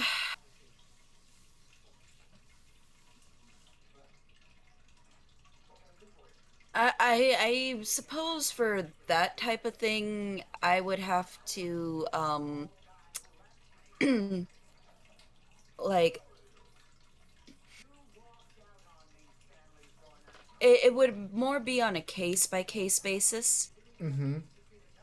Like I would have to handle it basically, you know, oh, this player is um behaving in this way and trying to cheat in this way. Now, I've never really had to deal with cheating players. I've had to deal with more of players not reading the entire description of the thing, which is like, fine. Like they read half of the description and they're just like, you know, this. And I'm just like, okay, but there's more to it. And Russian is the one that usually catches them. He's the one that's usually like, um, hey, yes, there's this, but also, did you read this paragraph? And he's like, no. So they, No. so in other words, you're saying they read the positive effects of something, Yeah. but not the setbacks, not the limitations. They don't Happens all the read. time. It happens literally all the time. And Yeah, I it don't does. think that it's 100% their fault. Because the one that's the major person that does it, I do believe that he has certain reading disabilities, not as severe as me, but it does take him a bit to kind of grasp and understand certain things. He doesn't fully admit that he's dyslexic like me, Uh huh. but I do believe that he has reading disabilities because I notice that he makes mistakes, Mm-hmm. and like and Russian notices it, and everyone else notices it, and and we're all sitting there like so I do believe that he has, some reading disabilities and stuff, and Mm-hmm. that's why he rushes it. And then there's other times where it's like, misunderstandings to things, and they think that one thing works one way, and that's why they took that one thing. So, but I've never really had a player like, outright cheat. I mean, I would find it interesting for them to try to bend the rules to cheat and stuff like that and whatnot, just because Well, the thing is on roll 20, in terms of like dice and things, you can't cheat. But like at an in person table with players in that setting, have you ever seen, or maybe even done? I probably not done, but have you seen any players roll the dice, pick them up real quick, or keep rolling the dice until they get a number they're satisfied with, and then tell you, "Oh, that's for my stealth," or "Oh, that's perception." Hi there, white boy. I've never personally seen it. By the way, uh, my friend Zeno is asking if he could come in. Is that okay with you, Sol? Because this is for YouTube and you're talking to two of your players. Are you okay with Zeno? Like, Yeah, that's fine. I was gonna actually answer him after and say that once I prepare a new round of questions, since we're almost done, that okay. he could join that one. But I'm completely fine if he wants to join this one now. So that's fine. It's up to All him. right. It's up to him if he wants to get into this one or a fresh one in like a week or so. It's up to him. Well, I think because he's been sitting in live stream this entire time that we've been talking, Right. waiting for me to pull him in or waiting for me to just jump over there and start playing games with them. So I think that he'll like to be yanked in here. Okay. Yeah, that's fine. All right, can you hear us? I just wanted to ask some more like direct follow-up questions to what's being discussed. Okay. My thing is like I have almost like 20 years of experience in Dungeons and Dragons. Okay. Be like 10 or so years actually DMing. Mm-hmm. So my main question is how do you kind of encourage your players to not abuse the rules? I'm not saying they're using them specifically to cheat, but for instance, we know that monks can get multiple attacks in, and in a homebrew setting, giving them a homebrew weapon or a gear piece that gives them additional multiple attacks or advantage on their attacks can make that situation really OP for the player, and they can kind of steamroll that out of control. How do you curb that type of behavior or encourage them to not abuse it? If I see a player that is for that specific situation, I would make a as just increase the CR for the creature that they're specifically fighting, and then maybe they would probably stop, or I would directly ask them out of session, so this way it's not putting them on the spot with the rest of the group, so it doesn't put them in an adversarial position automatically. I feel like whenever there's problems with players, if you put them in an adversarial situation right away, things go bad real quick. But if you're if you're honest with them and open with them out of session, before or after, then they take it better because there's nobody there judging them for their actions. If yeah, that's about it. I'd actually invent just different and new types of monsters and stuff like that Yeah. I, in I mean, order. I eh, agree. Avoiding putting players into like a confrontational situation will always kind of spur them to work together. But as another example, okay, as a druid or anyone that has the polymorph spell, right? In the rules, it says that when you polymorph into any creature, you can choose to have your equipment meld into your new form Yeah. or fall to the ground, right? Yeah. Okay. There is no weight limitation on that. You can walk up to a big old pile of gold, give it a hug, and polymorph that gold into your body. Or pick up a bunch of cutlery, fly in the air, polymorph back, and then drop your cutlery. Right? Yeah. That's a way that you can abuse the rules. So how do you deal with that situation? Let's just say you're in a situation where your druid goes, I walk into the bank, turn into a mouse, walk into the vault, grab the gold, polymorph with the gold, and then walk out. I use rules as written mixed with rules as interpreted. In that situation, I would interpret it that's not the intent of the spell. or ability. Well, obviously, you would automatically put a weight cap limitation on that based on the creature. So if they turn into a bear, they can't exactly walk out of a vault as a bear. Yeah,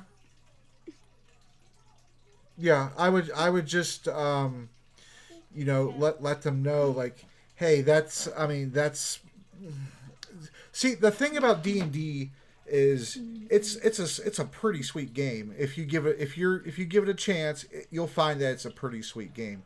However, the people who made the game, well, not previous editions, but currently, the people who currently make the game make freaking Monopoly and shit for Barbies and all kind of other shit. So they don't exactly have all the answers either.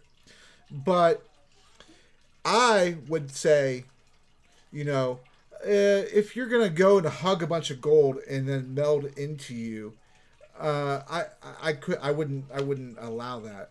If there was other ways that you could do what you're trying to do without doing that, because that seems like something that is very abusable. If you allow it one time, you have, well, okay, so then you can't say no if they keep doing it over and over and over, and it just becomes a pile-on situation where they just keep doing it. If you say no the first time, because I mean, you give them the reason, like, yeah, that's too game breaking. That's not as the rule is intended to be.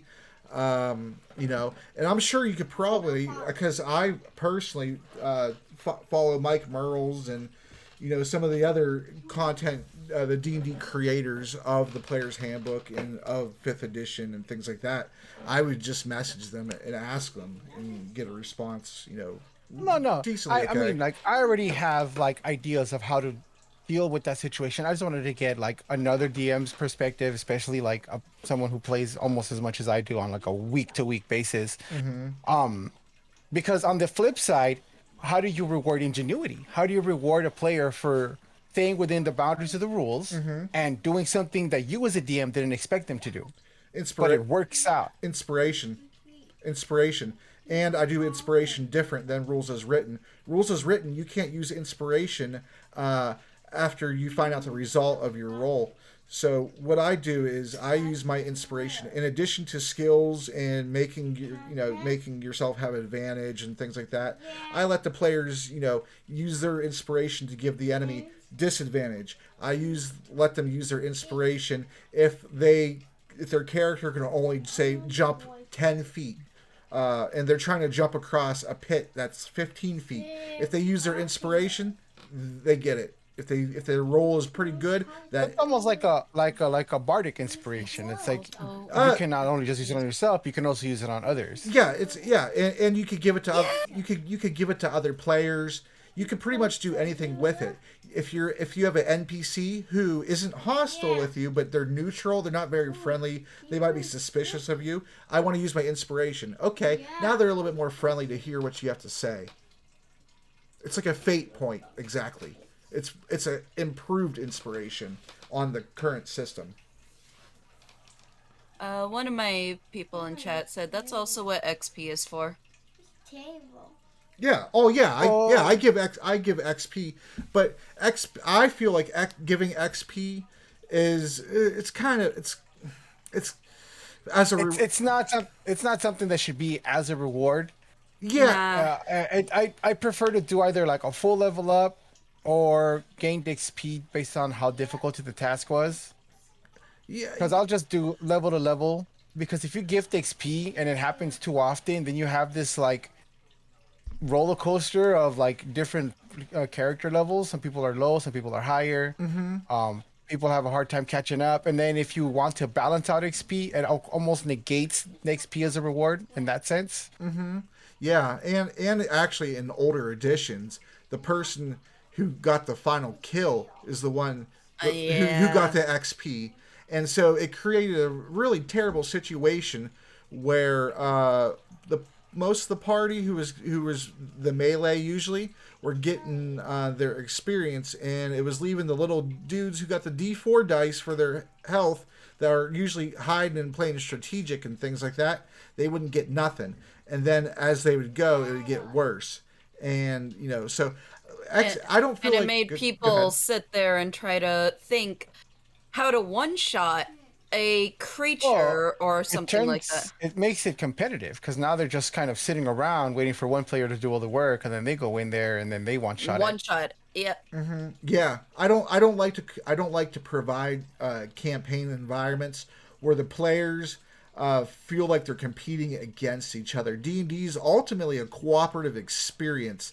That's why I don't like when players go off on do their own thing, like the edge lord thing, and they always constantly want to leave the party. I allow it sometimes, of course. It's fun. It makes sense, but D&D ultimately is a cooperative game, and so if you put Yeah. players if you put them in a situation where they feel like they're falling behind. Competitive sad. Right, it makes it feel like, okay, now my party, they're just trying to screw me over, and I don't like that. Because unless if it's an evil campaign, I still like the party to have the same type of goals and agendas. But if you fall behind on experience because of things, then it gets a little bit out of hand, because then you make a balance for the players, obviously, who are higher levels, and so the lower dudes get steamrolled. Or if you make it easy for the lower level people, the higher level people just crush it. And Yeah. so, I have go ahead. I have a slight um example for that. Okay. It was actually in your world, Pablo, but when Pockets was running it, the whole I hated that whole entire situation. Don't even fucking remind me. Oh my there god. was one dungeon in a sewer. I had to bring out 5 different freaking Pocket students, right? Just because I kept on dying because I didn't see a trap or whatnot, and I got hit as if I was getting hit, as if I was freaking white boy, Thorn, right? So when I'm sitting around with 6 HP, getting hit for 66's worth of damage, well, fuck me, I guess. To be honest, he played that game way too emotional and he showed a lot of favoritism. And I Yeah. didn't like that. Like I hate like he gave August 25 pound per level telekinesis. And I was like, bro, like at level 5, she can toss anyone out the window. Yo, like that whole thing. And then because that was a basis for everyone's experience and whatnot, there were, I mean, how many nights were we at your place literally just talking, how are we going to kill one another Oh my god, in an arena match? the freaking fights. It got so bad that I made that stuff canon. I was like, if you guys are gonna fight, your guys are actually fighting. And if you kill each other, you kill each other. Like that's on you. And then it stopped. Um, And then it got crazy again to the point where I had to start as a player in the game killing people just to make them stop. I remember sitting there literally for 7 hours with my thumb up my ass because I didn't want to fight anyone. I didn't want to kill anyone. This was supposed to be D&D. Oh man, dude, remember just getting across a room? It would literally be arguing for 4 hours to walk Yep. across the room because nobody knew how they wanted to walk across the room. And it turns out there was nothing in the room. I want to crawl on the walls. Do you have anything to crawl on the walls? Hold on, let me check my spells. Elfsar in chat said story is better than rules. Yes, of course, for sure. Yeah. For sure. If temporarily suspending or altering a rule in favor of the story, I'll do it, no problem. I'll do it, no problem. But what I don't like is when I do that in order to facilitate the players, and then it gets brought back in my face later on in a situation. Well, you did it before, yeah, but it was for the story. It was to make things better. Yeah. And it's different than trying to use it to exploit things. Let's see. I have 3 more questions, and then we're already almost at 2 hours for the video, so that's I pretty. mean, Yeah. Okay, so you can answer these questions too, Zeno, if you'd like. That's fine. That's why I said it was completely fine for you to come in here. That's cool. Let's see. How long on average do you take preparing for your next session? That could go for all 3 of you.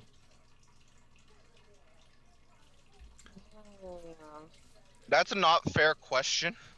uh, I said Okay, I said on I can give average. you, I can give you the direct answer, or I can give you the technical answer. The direct answer is I never stop working on any campaign or any scenario that I come up with. Right. It's always I'm always actively working on it. I'm always changing things. I'll have campaigns that I've already run and closed that I'm still working on, and consistently changing and updating and making it more difficult or easier in certain situations. Technically, I'll it's a week to week.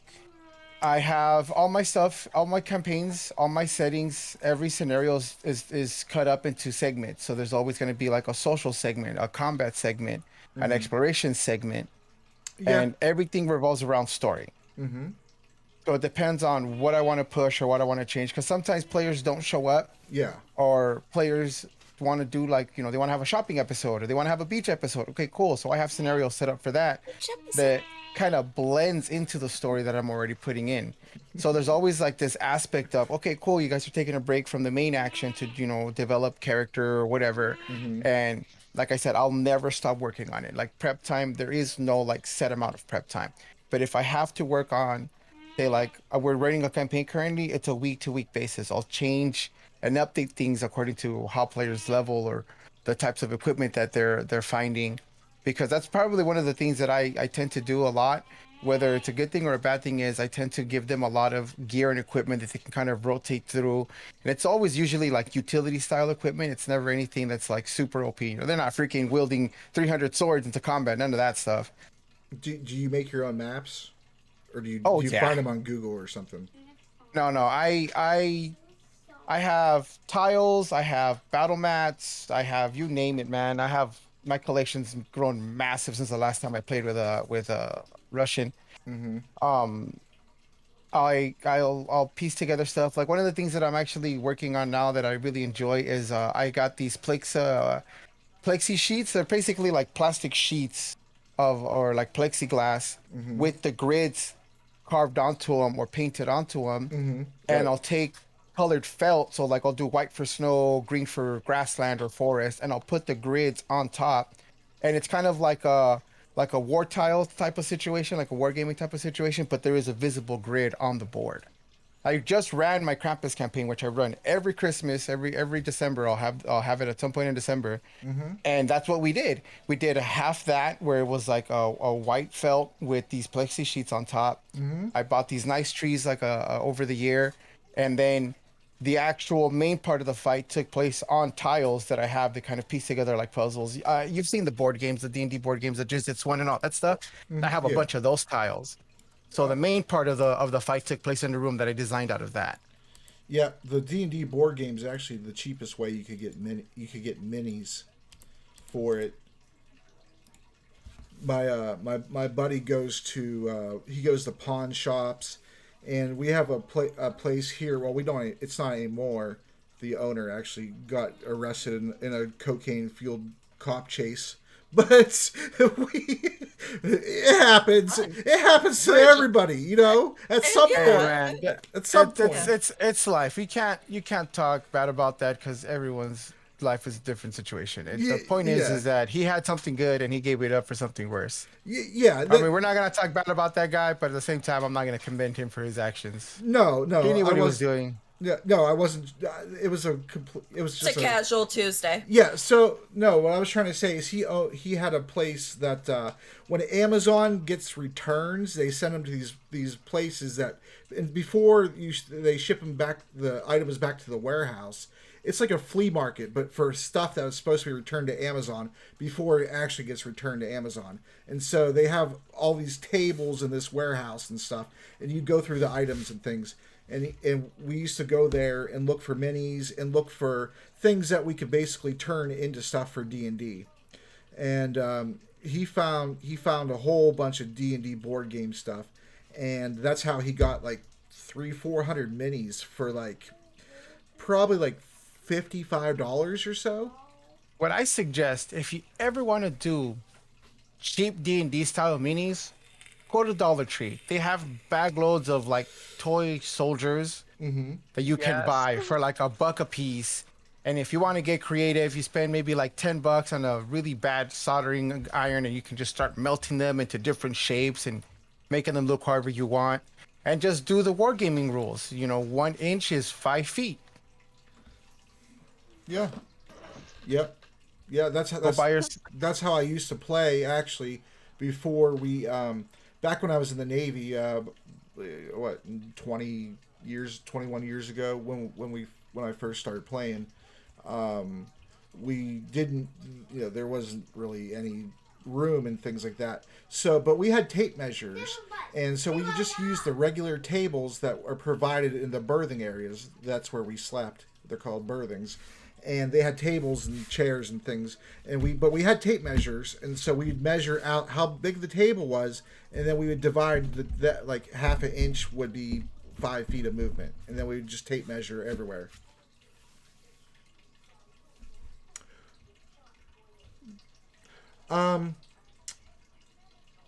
So my next question would be, the final question. What piece of advice would you give a new player that you view as the most important advice that you could give a new player?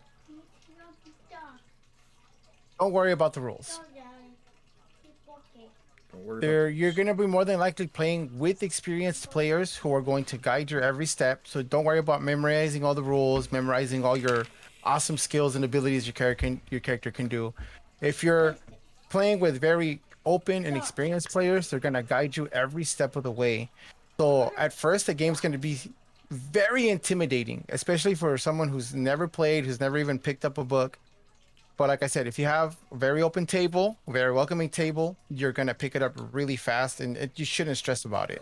Especially if your first few games are at Adventure League, where they're encouraging new players to come in, and it's an official setting that all the modules are run through Wizards of the Coast.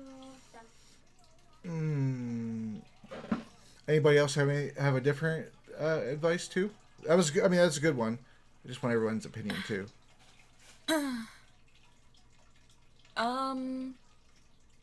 I would say, the DM is going to be your best friend. Always, always just talk to your DM and try to have fun, and always talk to your DM about everything, so that way they know and you can have the most amount of fun with your character, and your DM can actually help you. You don't want to be hoarding things from your DM and hiding it. You want to make sure that everything's there, so that way your DM can help you have fun. And Yes. Anthony, what do you have for me? Well, what I have for you, since these two has said very, very nice, good things, right? Yeah. Mine is mostly, don't worry about rules, communication. They two got it. And since they covered those two, for the love of all that is holy, if you communicate and you find yourself at a toxic table, no D&D is better than bad D&D. Yes. Yeah. I actually made that point in my last video on the channel. Yeah. No D&D is better than bad D&D. Yeah. If you feel like you have exhausted everything and you just have communicated and everyone in the table is just either toxic for you, right? Get out. Go find a new table. Walk away. Right. Yeah. Walk away. Right. That's why I keep saying, like, I always suggest to new players, don't try a homebrew campaign. Don't play with friends at someone's house. Try Adventure League. It's free. You don't even need a miniature. They provide you with a character sheet and everything. They help you make your character. Mm-hmm. Mm-hmm. And it's gonna be like literally low stakes, stress free. And then the cool thing is all the modules are provided by Wizards of the Coast. All your experience and all your stuff carries over from module to module. You can come back and continue to play the same module or stop and start playing another module. Your items actually carry over. Yeah. Yeah. Yep, that's correct. Okay, so And through that, you can make. Oh, sorry. no, go ahead. Go ahead. I was just gonna I thought say, another question. through Adventurers Link, Mm-hmm. you could make other friends, and because you already know that they like D&D, when you get comfortable enough with the rules and everything, Mm-hmm. then go with Oh them. no, I'm out. Ah, I kind of suggested the complete opposite, but no, that's the point. That's the point. The point is that not everything's gonna be nice. Not everything's gonna be working in your favor, or you're never gonna be in a favorable situation. Because who knows? The guy that brings you to the table might just be the most toxic player at the table. Put the it this way point that for I, us, Liz, you know, we. okay, Damn it! okay. I'll tell my Keep story going. after. That's fine. I was just gonna make it a point. Uh, Palmer, Mhm. really toxic.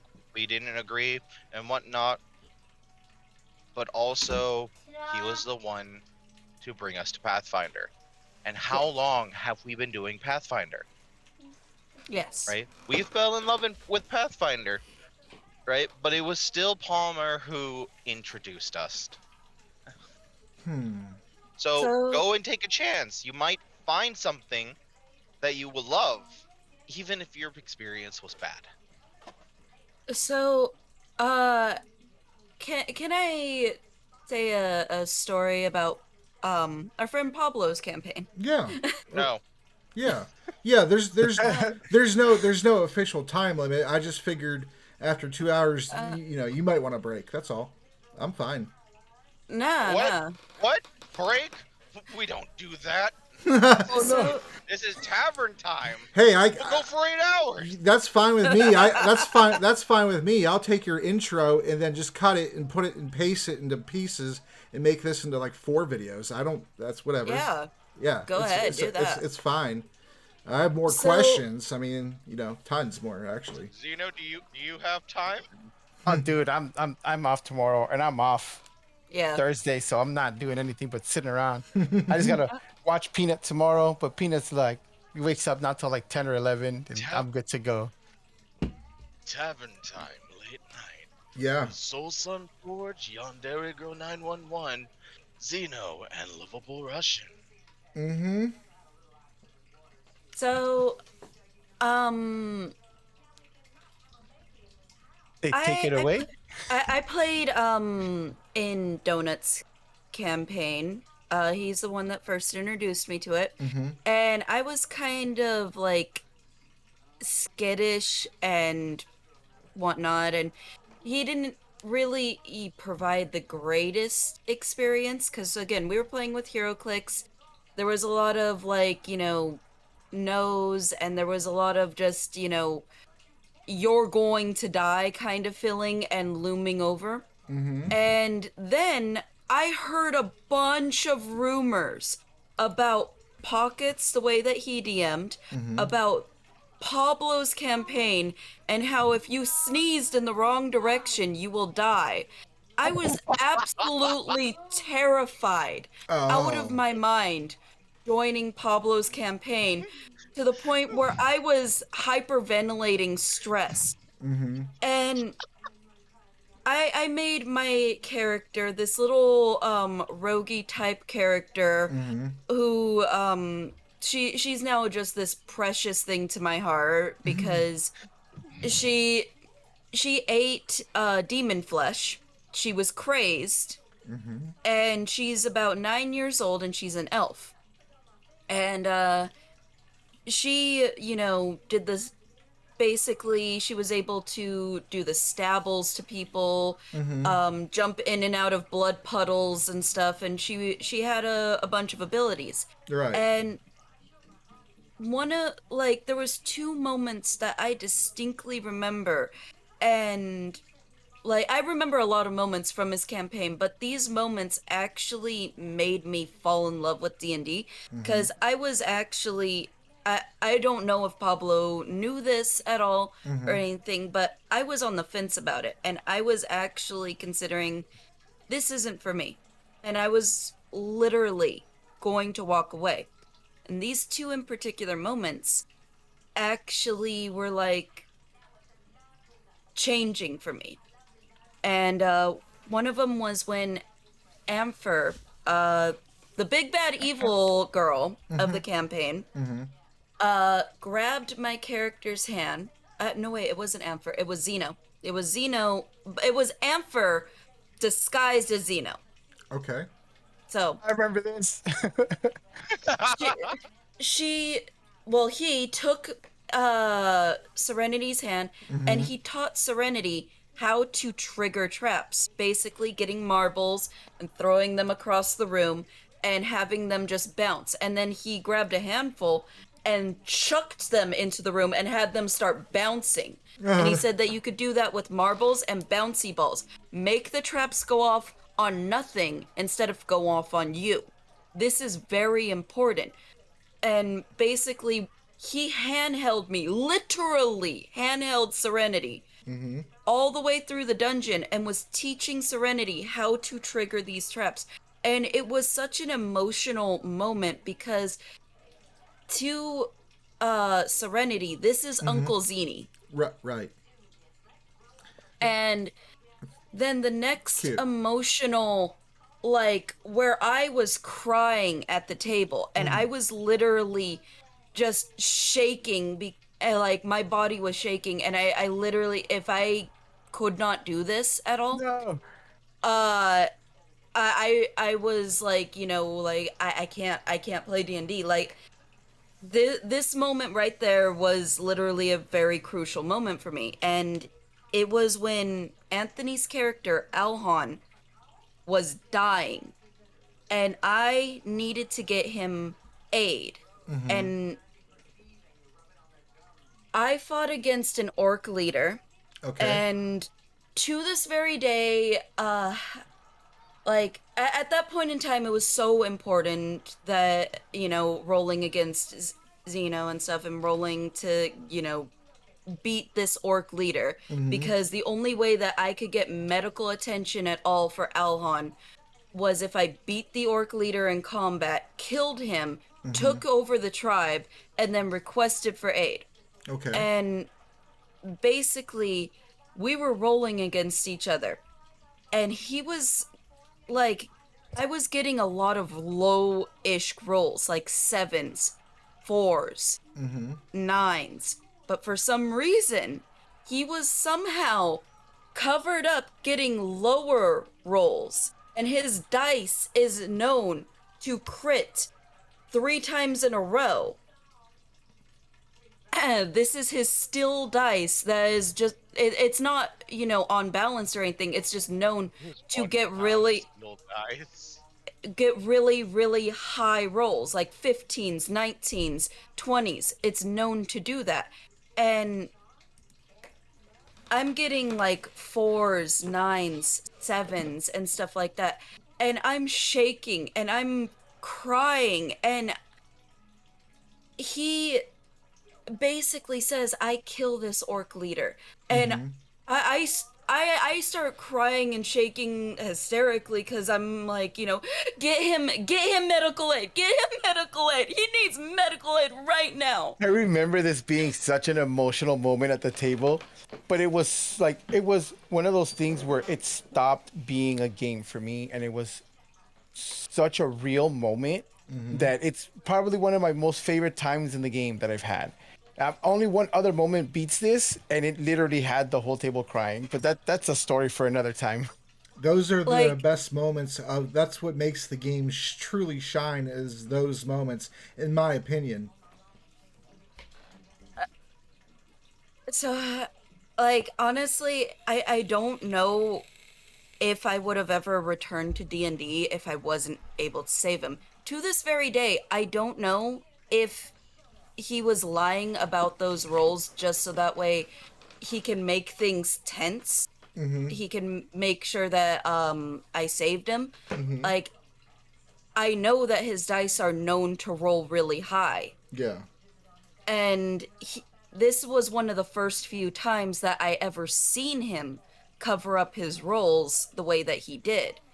And I like it was just such a big turning point because I was still very, very new to D&D, and this was like very more official. We were playing with tiles, we were playing with actual pieces, we had actual abilities, and we had everything that felt more official. And again, I was on the fence about it, and those two in particular things made me be like, okay, I love D&D. Right. Also, everyone saw me crying and snotting at the table. Right. Right. Back to Zeno, what you said when you were talking about Adventures League and stuff. It brought up another thought in my mind, and you this is for all of you obviously too, but what do you feel you like better if you've played the modules? Do you like homebrew better or the modules? And is the answer different when you're a player or a DM? That's a very loaded question. Because it's like, do you like D&D or not? I love them both equally. As a player and as a DM, I find that having a balance between structured play and homebrew play is kind of a necessity in a lot of situations. How so? But it's never one of those like I'll do one over the other. Like it's not like I'll wake up one day and I'll be like I'm gonna do Adventure League today. Like if I have to pick, it's always gonna be who I'm playing with and what we're up to. All right. So like if I have friends that are like, hey, let's go do Adventure League, I'll go do that. Or I tend to DM a lot, so I'll always sit down and do like a module or a homebrew campaign. I tend to do a lot of homebrew campaigns just because I have a lot of experience doing homebrew campaigns. Yeah. Yeah. Yeah. I unfortunately don't have much experience as a player. I'm what is known obviously as a forever DM. This is the campaign that Lovable and Yanderi's in right now is my 258th campaign DMing. And I've been a player, including one shots, in 8 campaigns. That includes 3.5. Beavis. All right, y'all suck. Give this man some player time. They are. We just okay, we met him and he was DMing this campaign for us. We like Russian is dragging him into Curse of Strahd.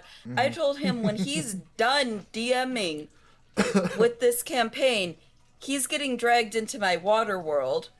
Like It's by far my longest running campaign that I've had. Back when I was in the Navy, we didn't really have time for long running campaigns, but sometimes we'd have time for long sessions, and that's what made the campaigns less sessions long. You know, when you're playing, 12 to 24 hour sessions, Me and Russian understand. We used to play for hours at my mom's house. oh my yeah, god. yeah. Sun up to sundown, then sun up again. Yeah, Like- exactly.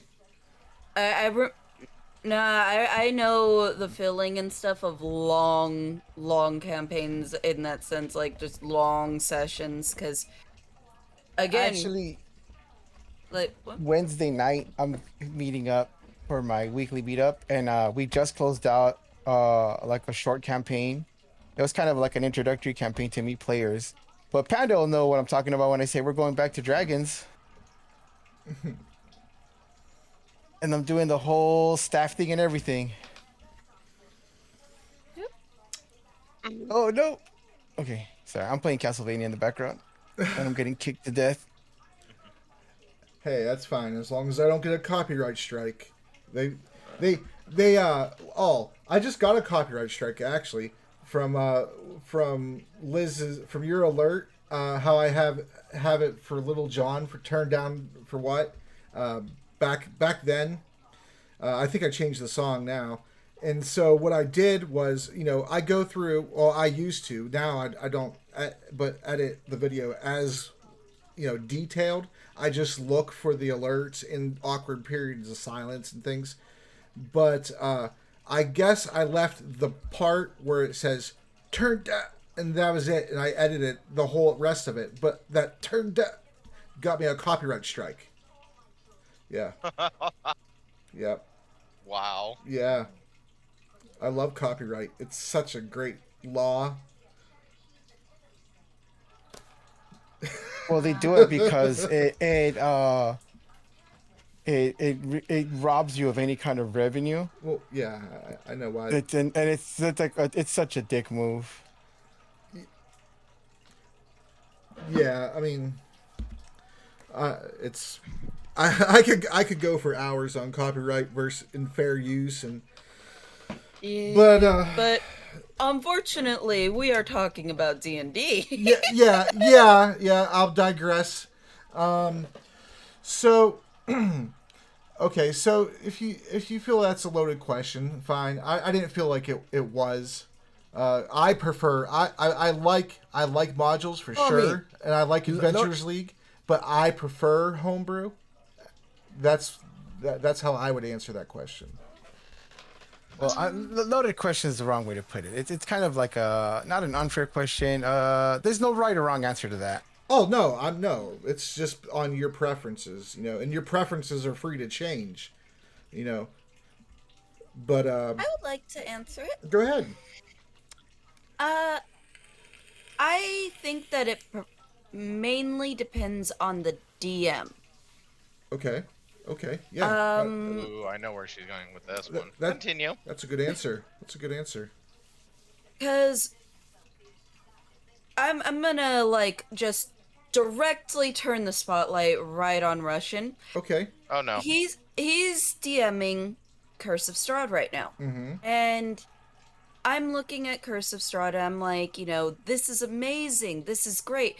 He did so much research for it. Mm-hmm. He's, probably rereading a book, at the current moment.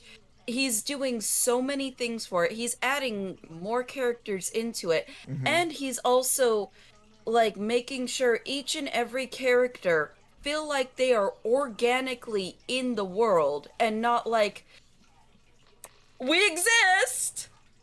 Yeah. He's taking his time and actually making these people feel very organic and feel like they're part of the world and everything. Mm-hmm. And then our friend Nick is DMing a module Horde as of the well. Dragon Queen. Horde of the Dragon Queen. Now I know that that's not everybody's favorite module. Before YouTube comments start coming at the pitchforks and stuff like that. Yeah, it's not everybody's favorite module, and yes, it is a hard module to DM and stuff. But there is a way to flavor things up. There is a way to make it interesting. Mm-hmm. He is, not reading ahead. Right. If I can interrupt you for just a second, we all know Horde of the Dragon Queen. All of that was the first actual module that they didn't know what they were doing, so a lot of mistakes were made. Mm-hmm. To be fair, they are going to reprint that at some point. Fix it. Mm-hmm. They've already said they're going to do that. Okay. Yes. But aside from that, he's not reading ahead, so he doesn't know what certain characters are supposed to do after they're done with certain things or what their motivations truly are. He's not reading any extra material that might be tacked onto it. He is just reading chapter by chapter. Mm-hmm. And room by room as we go. Yes. And basically, there's nothing extra to it. And also, all the characters, they feel like, we're here, instead of, we've been here. Like, it feels very out of place, and it, like, I'm playing in it mainly because, I've been asked 1 million times to play in it. I didn't want to play in it because I already knew that I was like, this isn't going to be fun. And it's not. It's not fun. I already knew it wasn't going to be fun. It's not fun. It's okay. I could say this because, he's asleep. And he doesn't rewatch my streams. Well, what is your I don't know how much experience all you have with the modules. I know there's tons of them. I've played 3 of them, I think. What's your favorite module that you've played so far? Is it Curse of Strahd? Absolutely, my favorite module is Curse of Strahd. Also, it's the only one play Dragon Heist and Dungeon of the Man Mage first, and then say it's Strahd. I want to play Dragon Heist. I want to DM. Okay. Rime of the Frost Maiden. Give me your Sunday, and I'll do Dragon Heist and Dungeon of Man Mage for you. Also, as for homebrew, again, it depends on the DM. If they're able to DM like a really good and creative homebrew and stuff, like someone like Palmer could probably do better with a module than a homebrew, as I've previously and early discussed what, happened to his. Whereas, someone like Pablo could probably go really good and just make an entire world and basically be okay. Like, and we could easily enjoy it. Now, I think that Russian, because of his situation, and because he doesn't have a whole lot of time, modules are really good for him because of the way that he could actually make modules his own. And because he doesn't have much time to actually fully dedicate to a homebrew. That is an interesting question to bring up in D&D. How do you guys handle finances? How do you guys handle pricing your items and pricing your homes and everything within a setting, whether it's a module or a homebrew campaign? How do you guys divvy out gold? Are you guys handing it out hand over fist? To hand out a lot of gold because I like to see what my players will do with a lot of money. And also, I don't do gold weight because I think gold weight is dumb, and I like to kind of, thank you for the follow.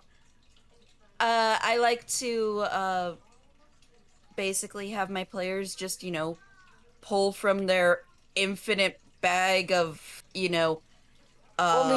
gold weight doesn't become a problem once they get their hands on the bag of holding. And I usually give those out pretty early in the campaign just because I don't want weight to be an issue. Or they have a traveling caravan where weight is never an issue. So what I do is I set a base price for certain goods, and right now I'm currently actually writing out a list of all magic goods and some mundane goods for the next campaign. I'm not ready for this campaign, but what I'm doing is making a base price, and then based off of certain things that you do, you can affect that price.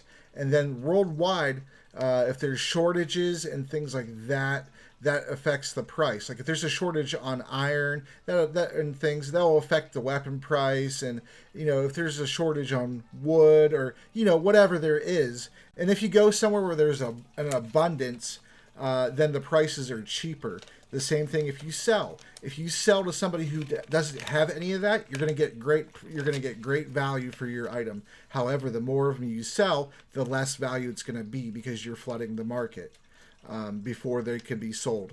And then if you belong to a faction, or you're doing work for a faction, or they're paying you in rewards, one of the rewards that they give you is cheaper items through them, or items that you could only get through them. That's how I do it. And if you yourself end up buying a shop and making the contacts yourself in the world, and you get to set your own price for the goods that you make, and your profit margin and things like that, and that will affect how many customers you get and things like that.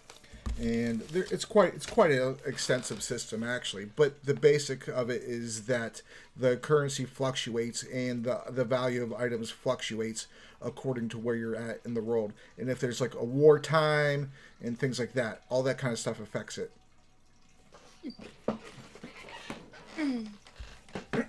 I actually like and agree with your answer. Thank you. Because There we go. Sorry about that. That's okay. You missed I had a so much. You missed so much.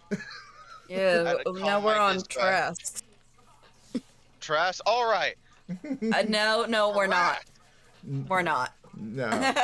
No, he asked about the world economy and how you do money and items and things like that. Oh, okay. Well, you can answer too if you want.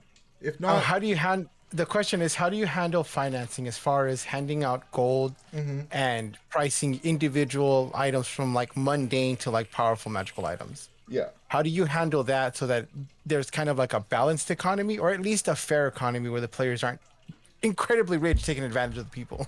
Yeah. So when I think about economics and finances in a fantasy D&D setting, right? By all means, magical items are seriously, by all means, overpriced. You go to 3.5 or Pathfinder. Hell, here in 5e, get a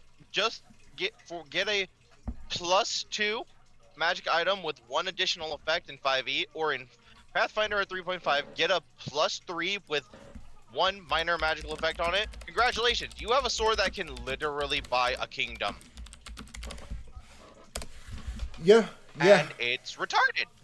Yeah. It's like the prices that they made for Dungeons and Dragons for some of their items are so freaking crazy that it's as if they didn't consider these things as actual tangible economies.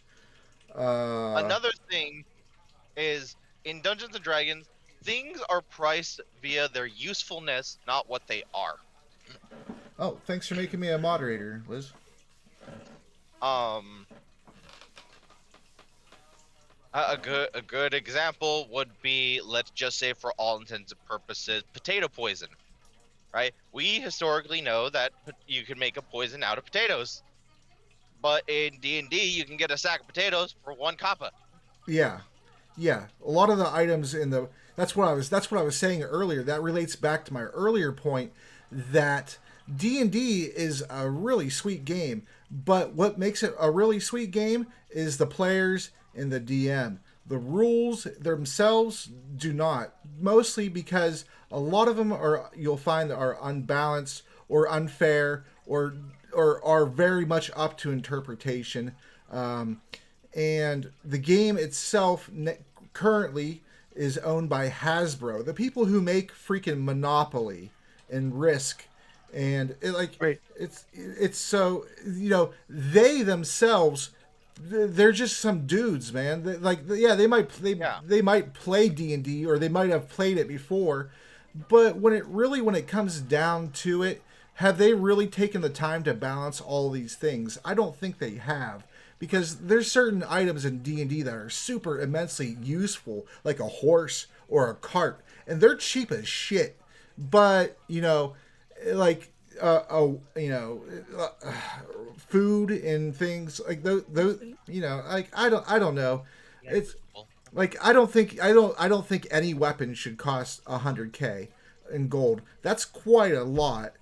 The only, I mean, it depends on how much gold you give out, I suppose, or if you give out other things of intrinsic value instead of gold, like art pieces or gold chalices or gems, or those things are worth money too. And actually, if you have your coins in gems, if you convert it over to gems, it actually takes care of the carry weight problem that Liz was saying she had. If you convert all that gold into gems, the weight of the 50, I think it's 52 coins is a pound, and those gems, it's going to take about 4 or 5, 6 gems to equal that same pound, and those gems are going to be worth 4,000 or 5,000 gold potentially, depending on what they are. If pearl, diamond, whatever. But that's how you do it. That's how you get around all of that Yeah. stuff.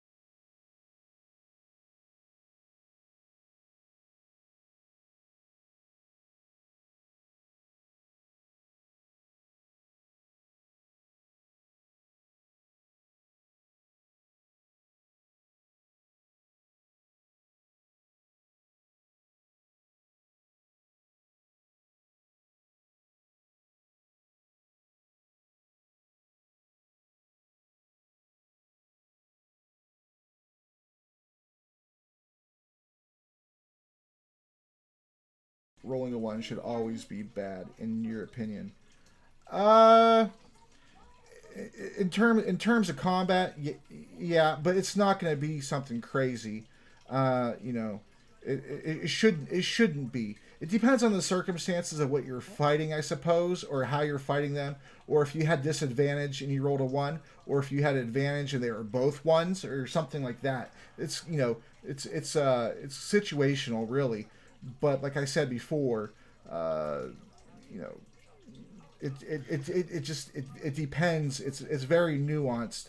But no, a one isn't always bad. It will introduce a complication maybe, but I don't consider that bad. I consider bad like unrecoverable. Like oh shit, like oh my god, we're gonna be fighting a dragon now at like level 5. You know, like those are that's Yeah. in my opinion that's bad. Things that is character ending. I will never do things that would be character ending on a one. It would like for instance, in the campaign that we're playing now, the other player, Asgrim, he was crossing hand over hand, but with a rope across a crevice in the Underdark, and he rolled a I think he rolled a one, and so I had him one hand slip, so he's still hanging on with one hand, and so I'm trying to have him recover, right? Because I didn't want him to fall down there, and he rolled bad again, and so I had him let go, and then I gave him a third and final roll for his acrobatics to see if he can maybe land in the water that I knew that they didn't necessarily know, but I knew that there was water down there. Okay, so I wanted him to roll to see if he can do something to make hit the water versus hit the land. Completely different situation, right? Hitting water versus hitting land. Although I mean, technically in real life, hitting water from a height is like hitting concrete. A jump from a helicopter. I know that, but oh, Callie, did you? She did a poopy. So yeah, but he failed twice, and then if he failed the third one, it would have been devastating to him. But he rolled a 20, and so I had him turn that failure into a massive success, and he did a somersault and did a pike dive right into the water, into the deepest part of the water, and he didn't take. I don't think he took any damage from that, or maybe I halved it. I forget exactly what the damage ruling I made there was, but it was a pretty big fall. It was like a 40 or 50 foot fall, I think. Yeah. And I remember what's that? he took no damage at all. Okay. Yeah. See, so I rewarded his failure because he had a success at the most critical time. He clutched himself out of a terrible situation because what was waiting down there for him is potentially a broken leg, battered armor, a broken neck with two what did he Sorry about there was that. two hook horrors running around down there and a bullet.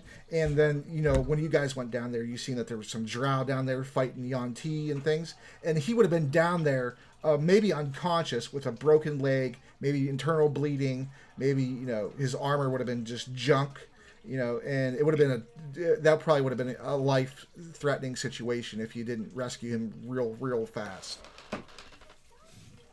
Any of you have anything to add to that? I apologize for the scream. I slipped on some mud. I'm sorry, what was the question? Rolling a one should always be bad. It But wasn't. it doesn't have to be.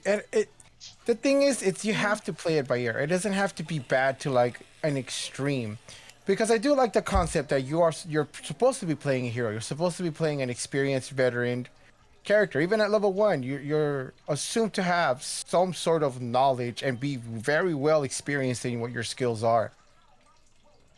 Um, it used to be a thing in like earlier editions where rolling a one would have your spell explode in your face. Like, no, you're supposed to be too knowledgeable Yeah. for that. I mean, I agree that yeah, there should be some penalty, but I mean, like if you're lock picking a chest and there's no trap, they've already confirmed there's no trap. I mean, the box shouldn't explode in his face. Right. I mean, or maybe his lockpick breaks, or maybe he bends it and he has to, jiggle it out of the lock, or maybe he jams it in there. That can be a type of penalty. But a lot of people, what I see a lot of, especially new DMs do, is they'll have it so that in, incredible, like, acts of gods would happen on a critical fail. And at the same time, they'll have these impossible things happen, with a critical hit. Like a natural 20 would be like, freaking God shows up and smites your enemies. No, that shouldn't happen either. That's why they have the critical rule. You just double all your damage dice. So say you're Yeah. casting a spell, and you roll a nat 20 to, like, mesmerize an opponent, or to cast a charm effect. It succeeds, and maybe, they're more susceptible to your commands, because usually when you charm a person, you can only give them simple commands. Well, now you can give them something a little more complex. Maybe they're more willing under that charm effect to take, that extra bodily risk, because they'll never do anything under charm effect that would cause them bodily harm. Yeah. It'll help them break the charm effect. Well, Right. maybe because you rolled a nat 20. Now that does that. It is a slight thing they can do. Like, it's always going to be played by ear. But you should never, ever, ever penalize your characters or your players heavily on a die roll, because it's such a slim chance of it happening that when it does happen, it discourages them from wanting to play the game. Yeah, yeah. If you like, yeah, you don't ever want to try to screw your players over.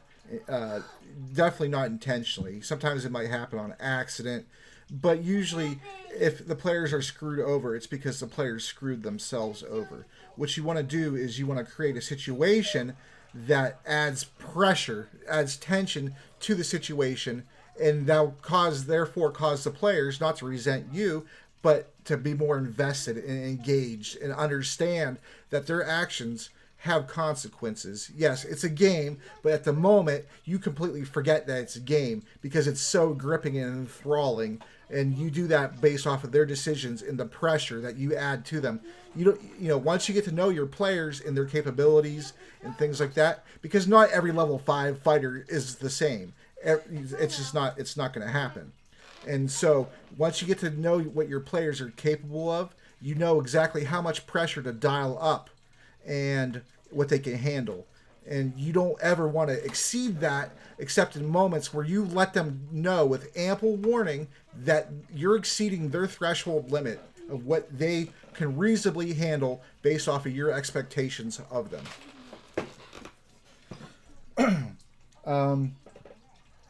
Also, you don't Go want ahead. the whole butter sword situation happening where the fighter finally gets a hold of his sword and then just slips out of his hands like as if he has a pound of butter all over his body. Yeah, and there and actually, it's not really related to that. To what it's related, kind of. It's okay. So when I was in the Navy, I had this dude who played in my campaign all the time, but he would always cause drama, try to sabotage the campaign, try to arrange coups in order to stop the campaign from happening. And if he didn't get his own way, he would cry and threaten to leave the campaign. That was back when I was a brand new DM, and I didn't know. I did. I didn't know. I thought all players acted that way because my only experience was all the people in the Navy, and they all acted that way, pretty much, except the officers. When the captain had me DM for him and the XO and things like that, they weren't that way. But they did try to use their rank outside of the game to influence things inside the game, and I didn't happen. It didn't happen, and I'm pretty sure that some of it was a joke. They're not going to send me the captain's mast over it and shit. But so this dude Garrett, he was lawful good. He was lawful good character who committed so many evil acts and very few good acts that he said, if I don't get a magic talking sword, I'm leaving the next session. And so I said, okay, we'll give you a magic talking sword. And you know what? I gave him an evil magic talking sword because he was evil, and the magic sword started controlling his mind, and it made him have to commit murder to innocent people because he was evil. He hated that sword. He hated it. I made him hate it so fucking bad that he never played evil ever again because he knew not to mess with me. because that's some bullshit that he pulled. Like, what was he thinking That's that he like was gonna? that's like a whole nother level of petty. That wasn't spiteful, by the way. That was petty because you weren't gonna let him get his way, and we do not respond to terrorism. Right. Yeah. I will not be held hostage in my own campaign. I had a player do something similar to that in a previous campaign. I had let them tame a bugbear. So first chance he gets, he wants to start taming stuff in the game. And there was a situation where there were a bunch of like wild, like wolves, bears, and deers and stuff like that. They were fighting a druid, and this like malevolent force shows up, which instills fear into all the denizens of the forest in the area, which makes them want to flee.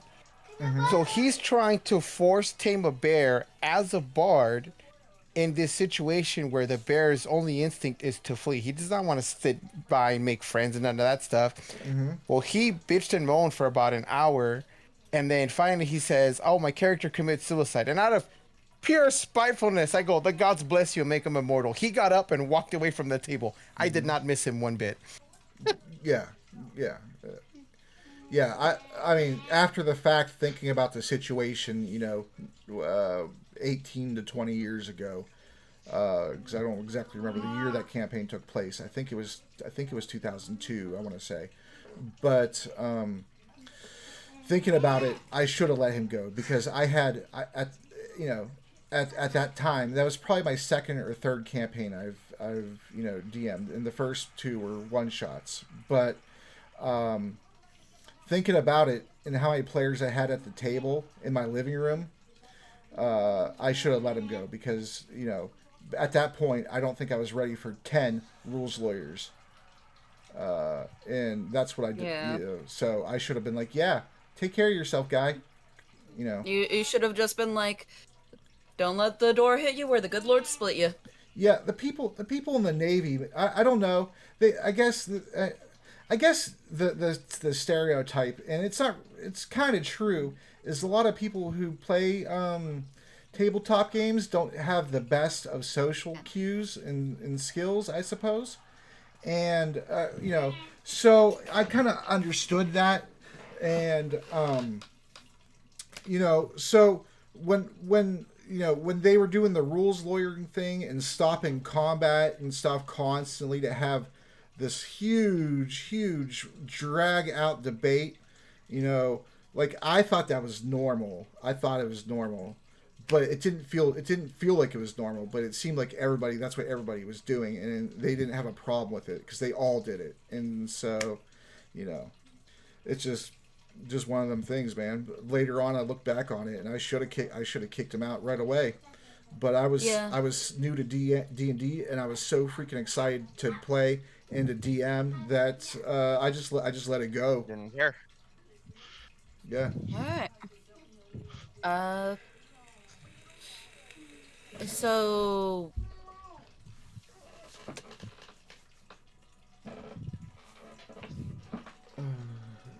It's always going to be like a ever-changing table for me, man. At this point, I'm just so what's the thing, like experienced enough with terrible players that it's become a non-issue. Yeah. I don't care for one person when I have a whole table of people that are excited to be there and want to play the game as is. Yeah. They're not gonna rules lawyer or argue with me on every single point. Yeah. And But I mean, that isn't to say that a lot of the stuff in my settings aren't up for discussion. Like, yeah, I'll sit there with the table if they're like, "Hey, this is unfair," and the general group consensus is that yeah, it doesn't work that way. Then yeah, we'll rework it on the spot and we'll figure something out. But I'm not gonna let somebody rules lawyer their way into winning the campaign because there is no winning. no, yeah, right. you right. don't win at D&D. Like Yeah. you don't sit there and win at D&D. D&D is not a I won. No, that's not how it's played. Right. Right. And what I was trying to say is that like for instance, some not some, a lot of a big amount of the players wanted to be like Harry Potter or wanted to be Legolas and it just like sometimes it would be 2 or 3 people in the same campaign wanting to be the same archetype and the same character, and even would name their character the exact same, and then somebody else was like, I want to be him, I want to be him, and it's like it would like one campaign I had Legolas, Aeolus, and Maltrius, or I think, or Malthrius, or something like that, and they were all the same. They were all the same person, and like that. That's like I don't know. After all that kind of stuff, it was the trial by fire. What Yeah. did I hate it? Yes, I very much hated it. But did it make me grow as a DM? Yeah, very very fast it did. Yes. And I guess I'm still appreciative of those terrible experiences. But will I go through them like that again? No, no. And it might sound cocky, but there's players out there who are eager and wanting to just get into the campaign real bad, and so I'm not going to keep a problem player in exchange for a player who wants to come in very badly. Even a brand new player versus a veteran. I don't care. I don't gatekeep. I don't do that kind of stuff. And you want people who are excited and ready to go. Anybody have any other thoughts? I think there's 2 more questions. I think. I think the next one is thoughts on talking during combat. Yes. Yeah, because the other two were Acceptable. commenting on the coffin shop. So Are you well? First, can I get clear? Excuse me, I hit my vape pen. I was about to cough. Can I get clarification? Are you talking about RP during combat or players table talking? Uh, There is a Yeah. huge difference. Like I don't mind the players kind of RP. RP. I don't mind the players discussing combat Very good. outside of combat, trying to figure out what to do. Mm-hmm. It kind of it adds an extra depth of strategy for the players. You know, it gives them a slight advantage. So I don't mind them discussing like, hey man, you should use this spell next, or you should move here and attack this way. I don't really mind that. As far as the RP side, it's got to be short, combat based conversation. I mean, like if you're in the middle of combat and a character notices something about the big bad evil guy, he's not gonna stop combat today. Hey guys, this is what's going on over here. No, he'll be like, hey, keep an eye out for this.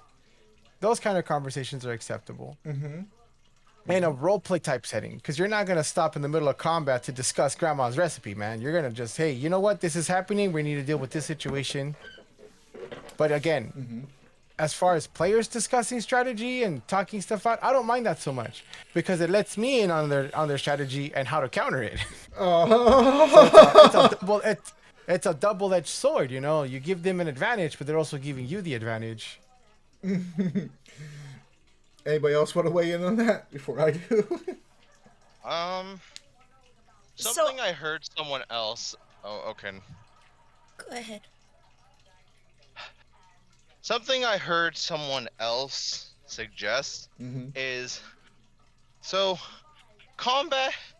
Let's be honest. In D&D, it takes 30 seconds to travel 8 hours, but it takes out 8 hours to do 30 seconds of combat. Yeah. Yeah. Hey, nobody said it was pretty. And one thing that I heard, which I do like the idea of, is at the top of each round, give your players all of 3 minutes to discuss what they want to do, right, for their turns. So that way, that's when they can strategize, right? But then after everything goes back into it, that's it, right? Do your turns. Stop talking to each other. Stop, unless it's in character 6-second quips.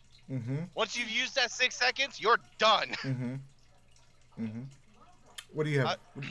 You have more? How do you feel about that? Because I think it's actually a good idea because, sure, you still have that synergy, but things are going to be changing all the time because that's what happens in combat. Yeah. In a perfect world, we would all have telepathy to each other and be like, I'm going here, you're go there. We're gonna, flake them, and then we're gonna cast fireball. I'm gonna do acid splash, and it's gonna make a giant explosion. Cool. In a perfect world, we would be able to say that and convey that Well, see, strategically. that's In another 2 depth. seconds. That's another depth to conversation, man. Like if you're gonna talk about telepathy, actually, let Liz go first, and I'll come back to the telepathy thing after. So I actually want to talk about the RP and stuff within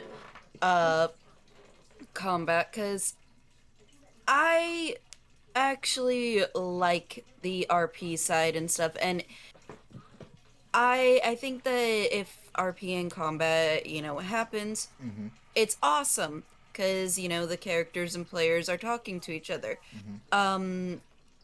I think that one of my favorite moments, and I vaguely remember it, is when Onyx, Anthony's character, and Raven, my character, were arguing every single time that it. Oh, Liz? you cut it. Your voice cut out. Sorry. So every single time we were arguing back and forth, like our characters were just arguing because they got into before they got into combat, they were fighting over something and basically arguing over it. Then combat rolls around and they're looking at combat like, okay, combat's here.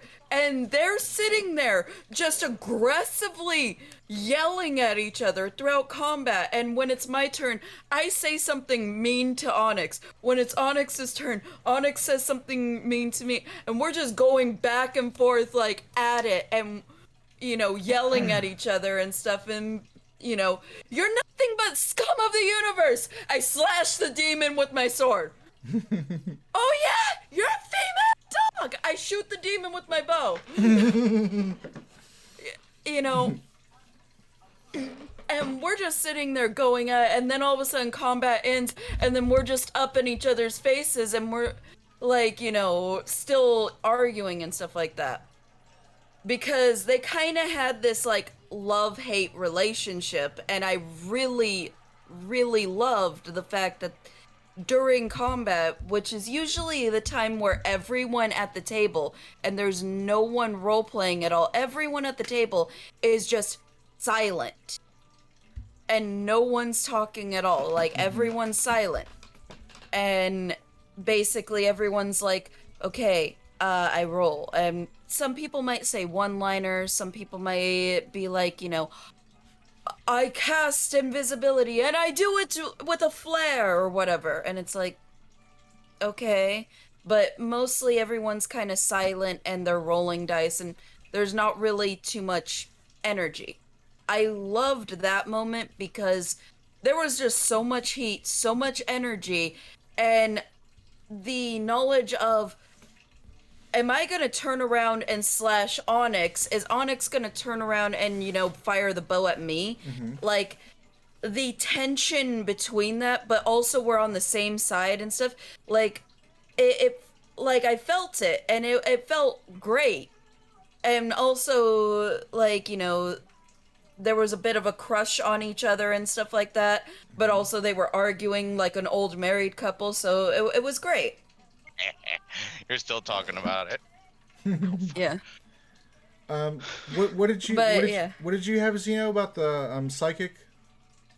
Well, do you handle telepathy as telepathy, we're having a excuse me. full-blown conversation, or do you handle it as your characters can share images? Oh, how do I handle it? Yeah, like how would you do that in a sense? And it's not like how you handle it. Is that what do you allow?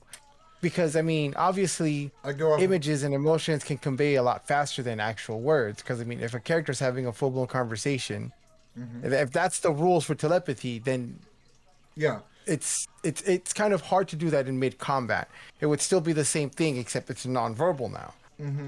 So when it's their turn, if they're using telepathy, I allow certain things based off of their bonuses, like their intelligence bonus and things like that.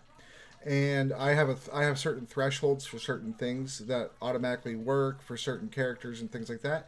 But in terms of telepathy, I allow 6 seconds, and if they're conveying emotions and things like that also, and additional information that is beyond the scope of telepathy, it goes off of their bonus stat. Um, but in terms of role play during combat, I do like to have monsters that role play.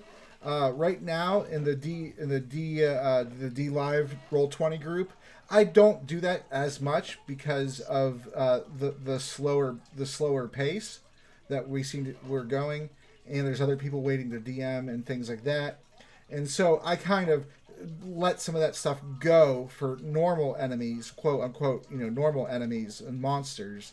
But the NPC enemies, they almost always will do something like that. And if they're intelligent speaking monsters, I may let them issue commands and things like that to each other and form tactics in their language. And then if the group knows that language, the monsters might not know that the group knows that language. I'll give that advantage to the party member.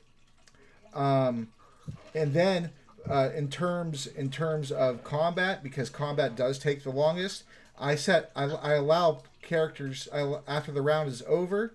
And of course, again, the D Live group is a little bit slower in pacing, which is completely fine. But I have to skip a few things because of it. And so, what I usually do at the table is I use a categories sand timer, and I will flip it, and they have that amount of time in order to prepare.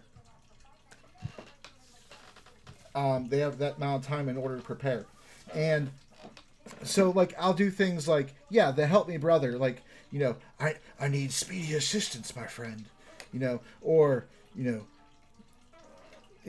somebody pointing out the enemy, look in the tree over there, or things like that, and then point out things that are relevant to the situation, of course, and the enemies will if the enemies have a leader or something, they'll issue tactics, flank around, or hide, things like that. Just simple things. You're not telling your life story.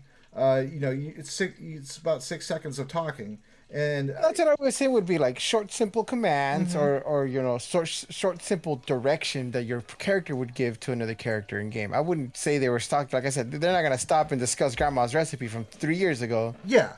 Basically, the way I do it is at the very beginning of their turn. If they wish to say things, it's not a problem. But I have them say at the beginning before they do all their actions, and then I have it as if like they're saying it while they're going to or from in their movement phase. So that like just like you would if somebody says, well, I don't want to stop and have to shoot and keep going. I want to shoot on the run. Okay. I mean, thematically, strategically in D&D, there's no real difference to that. So you're doing it while you're walking, you're strafing or whatever. However you're doing it while you're moving. And that's how I roll it.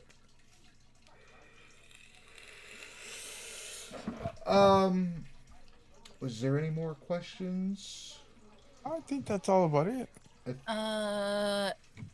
Let's see. What's the one question?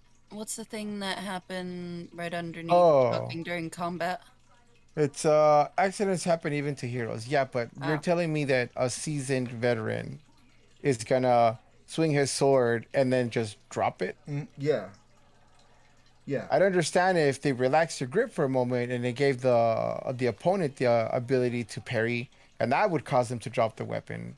Right. But I mean, they're not gonna critically fail and then their sword's gonna drop and skitter across the floor 100 yards. Like, no, I'm saying you shouldn't heavily penalize your players in that sense. You should give them a chance to suffer the penalty and at the same time redeem themselves from it. Yeah. That's pretty good. Except for ranged attackers, if like somebody's shooting a bolt or flinging a bullet, with their sling or whatever you have, if there's a group of players close to that enemy and they don't meet the enemy's AC, but they exceed the player's AC, it hits the player.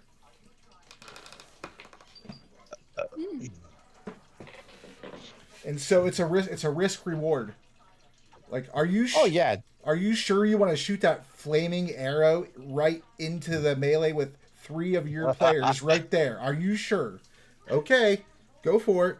Don't mess up.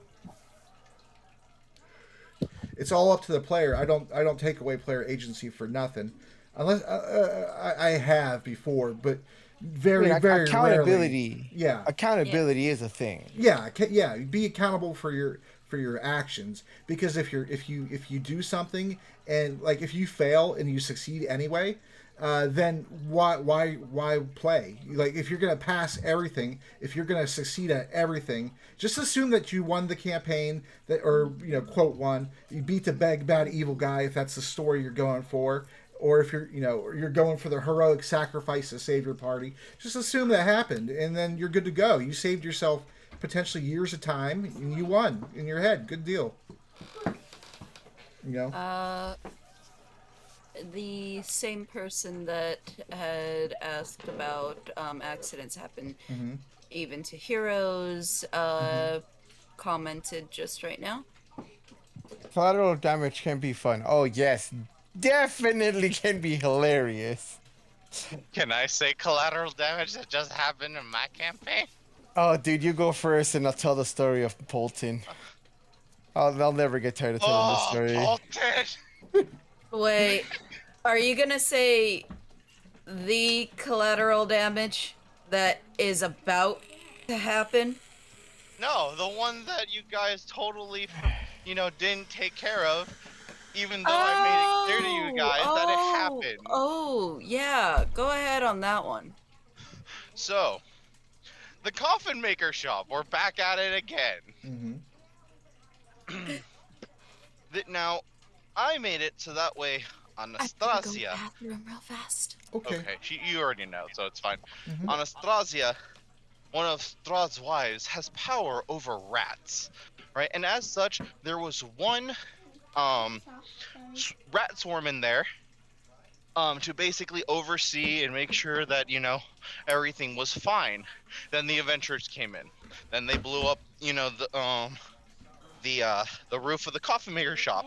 And as soon as the sunlight hit, the rat swarm was just like, I'm taking the bones of St. Andrew and I'm running, right? Because she has direct control over them.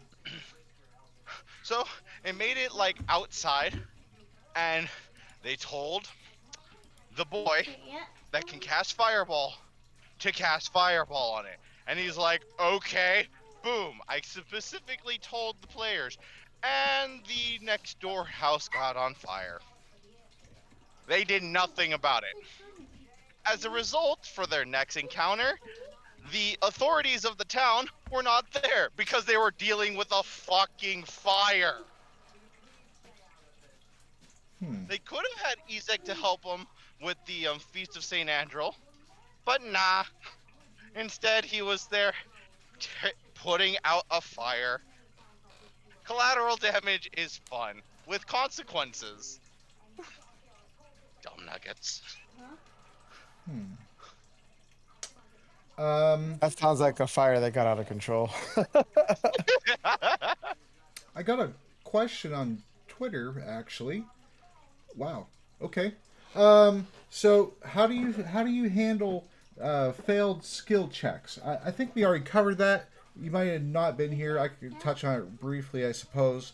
So it depends on what the skill check is for, like how crucial it is, how hard the difficulty the DC is, and how much lower than the DC you achieved, and then there might be an added complication, like you find the doors too heavy, or some say you're trying to sneak into a bank vault, okay?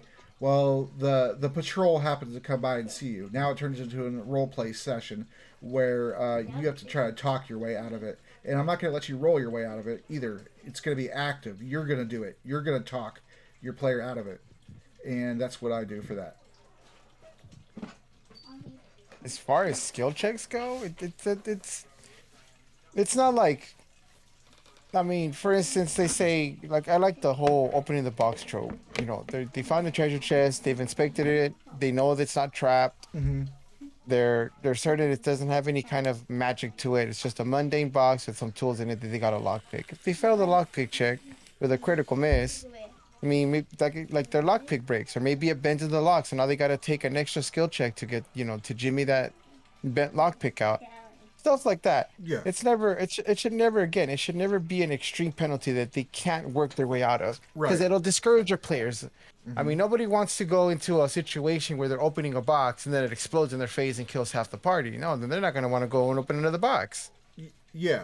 Yeah. I agree with that. I agree with that.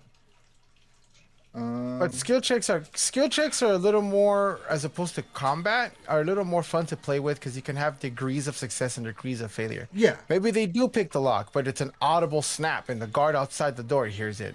Or maybe, they succeed at it so well that not only do they open the box, but they've, managed to freaking keep the guard from being alerted, or they notice something else about the box they didn't notice before. It's little rewards and little penalties will make the campaign go very far. Yeah. That reminds me of a time, same campaign still, funnily enough. One of the players was trying to steal from one of the other players. Not to be malicious or anything, they had their own little personal quest. And so in the middle of the night, while they were at the inn, he snuck out, right? Rolled his stealth, cool, good. All right, lockpick the inn door, nat 1. You'll get it unlocked, but there's a loud audible click. Other player, you wake up. Yeah. Like, sure, you can make them win. You did it, but Right. you did it, but Yeah. Yeah. You might open that lock, but you'll find that in the process of opening that lock, you broke it, and so it can't be locked again. And then so maybe somebody who's coming around the corner, or eventually will come there, or the homeowner, or wherever you happen to be, will eventually say, "Hey, you know what? This wasn't broke before. What's going on?" And then they'll go exploring, and then in the background, you do stuff for them, and it progresses from there. Because I find that like I like to put traps in the game, but not traps that you roll dice out of. Traps that you physically yourself with your team as a group figure out how to solve it. Sometimes. Yeah, go ahead. No, go ahead. Okay. Sometimes I made for traps. I've made if it's a simple trap or something. You can roll, but they're not all going to be rolls, because that I find that is that's not intuitive, and that's just very boring, and then it just feels like you're punishing the players for playing your game. If you have them solve it with their brain power, and they pass it, they feel like badasses. It's because they are, and you reward them, and if you put too many traps and things like that, then your players start feeling like you're trying to screw them over, and then they're taking an hour and a half to get down every single hallway because they're using their 10-foot pole to poke at the ground and at the ceiling and all this other stuff. You're like, and maybe there was nothing in that hallway at all, and then you're just like, oh my god, what the hell did I do to myself? One of my favorite things to do nowadays is called the Nat 1 success. So let's say they're lockpicking a door into the inn, and they roll a Nat 1. I'll tell them, hey, you lockpicked it, but now the door doesn't shut all the way. Now they're inside the inn, and a passing guard notices the door is open when it shouldn't be. Stuff like that. Like, you can do stuff where it's like, it feels like a hefty penalty, but in that moment of brilliant success, it works against them. But they get this feeling of they're making progress, which is the important thing. You want them to feel like they're making progress. Like I did it. Oh, go ahead. Oh, no, I'm good. I'm grunting out of frustration because I keep getting whacked in this goddamn game. Oh. Next question I have is, how do you deal with things like jumping and climbing? The 5x5 rule. It costs you 5 feet of movement to go up 5 feet. Okay. Oh, you're talking about like So in combat? in combat, yeah. So for instance, if you want to jump 10 feet, it's gonna cost you 5 feet per 5 feet that you jump. I mean, that's assuming that you have the acrobatics to jump 10 feet in the air. For most people, it's physically impossible, especially your brawnier characters. It would still have to be a skill check. Especially, I know it'll slow down combat to add an extra roll, but it's a detriment that you can't get around of. Okay. Anybody else have anything to add to that? How you would handle jumping and climbing? It doesn't. During combat? No, it doesn't specify if it's during combat. Actually. Oh, Well, did Because if it's out of combat, it'll still be like a skill check, and it'll be like a time constraint. So I'll do that. You can make the skill check to climb up quickly, or you can just take the 5 or the 10 minutes to climb up, or perform your action. Oh, But all jumps outside of combat are acrobatics checks, regardless. oh, they said both. wait, where did you see that? Twitter. Twitter. Huh? Oh my god, this thing is beating me up. On my Twitter. Oh, on your Twitter. Okay. Yeah. My DMs are open. Slide right in. Cool. Yeah. So, jumping and climbing, either during combat or anything like that. Like I usually have them, make an acrobatics. And if it's non-confrontational or anything like that, obviously it doesn't absorb movement because, that's kind of pointless. But, make acrobatics and stuff. During actual combat, it will absorb a bit of your movement. Depending on how high it is, where it's at, and what you're in particularly trying to do and stuff. Like each and every little situation is different in their own way, and basically if you're trying to jump over a like little hole in the ground kind of thing, and you're trying to get away from a bunch of goblins and you want to jump over it and to like kind of have them have to walk around it, giving you enough time to keep running. It's gonna take a little bit of your movement to get over that, which would, let's just say it's like 4 squares wide and stuff. It'll take up however much movement that would be, and you would just jump over that. So Okay. Lovable, you got anything for that? Generally speaking, climbing and jumping have their own rules, and as such, I usually just kind of follow it. You can't jump further than, of course, your walking base speed. You have negatives if you are starting at a standing, or if you're running.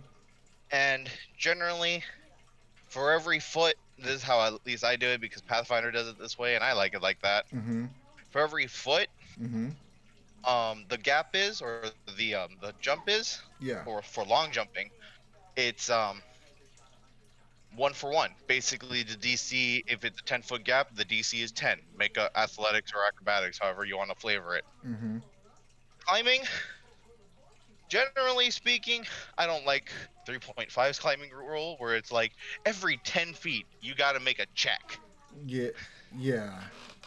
So generally speaking, I'll usually have like 1, if it's a reasonable distance within your movement speed, right? But if it's like however much movement speed turns it would take. That's Mhm. probably how many quote unquote checks you would get, and Mhm. all it would do is make you slide down or make it another one again, Mhm. Mhm. or something like that. Unless it was like a huge detriment within a high pressure zone, like I don't know, 10 orcs, chucking javelins at you while you're climbing up a 100-foot, rock face wall. Mhm. Like, there's some pressure in there. You might get hit. You might lose your grip. There could be a lot of things because now it's high pressure. Mhm. It's really dependent on the circumstance of is it low pressure where Mhm. you can take your time, or high pressure where you're just trying to get the frick out of there. Right. Right. Yeah, that makes a pretty big difference. Exactly. Um, did you have anything else to say that? Generally speaking, It's pretty straightforward, man. It's just jumping. Jumping and climbing is always pretty direct. It's always been kind of there. He is right though. The depending on the situation, I mean, there's always going to be a rule for it. Yeah, high pressure or low pressure. So the way that I do it is, of course, it depends on if you're standing still with your jump or you got a running start. If you're standing still for your jump, I give you the distance of your strength modifier. If you're doing an acrobatic movement, I give you the distance of your acrobatic or your dexterity modifier. If you're taking a running start, you get the full plus. You get the plus the full dice if you in feet, and if you are standing still, you get half of whatever you roll on the dice. So if you roll a 20, and you're standing still, you get to jump 10 feet plus your modifier, your strength modifier. In terms of climbing, of course, it depends on what kind of armor you're wearing. As to the DC, my players don't know this, and they're in the group right now. But I'll go ahead and say that everybody's DCs for almost everything is different based off of what their scores are, what their character is, and so it depends. Like if you're climbing a sheer rock face, is it wet? Is it moldy?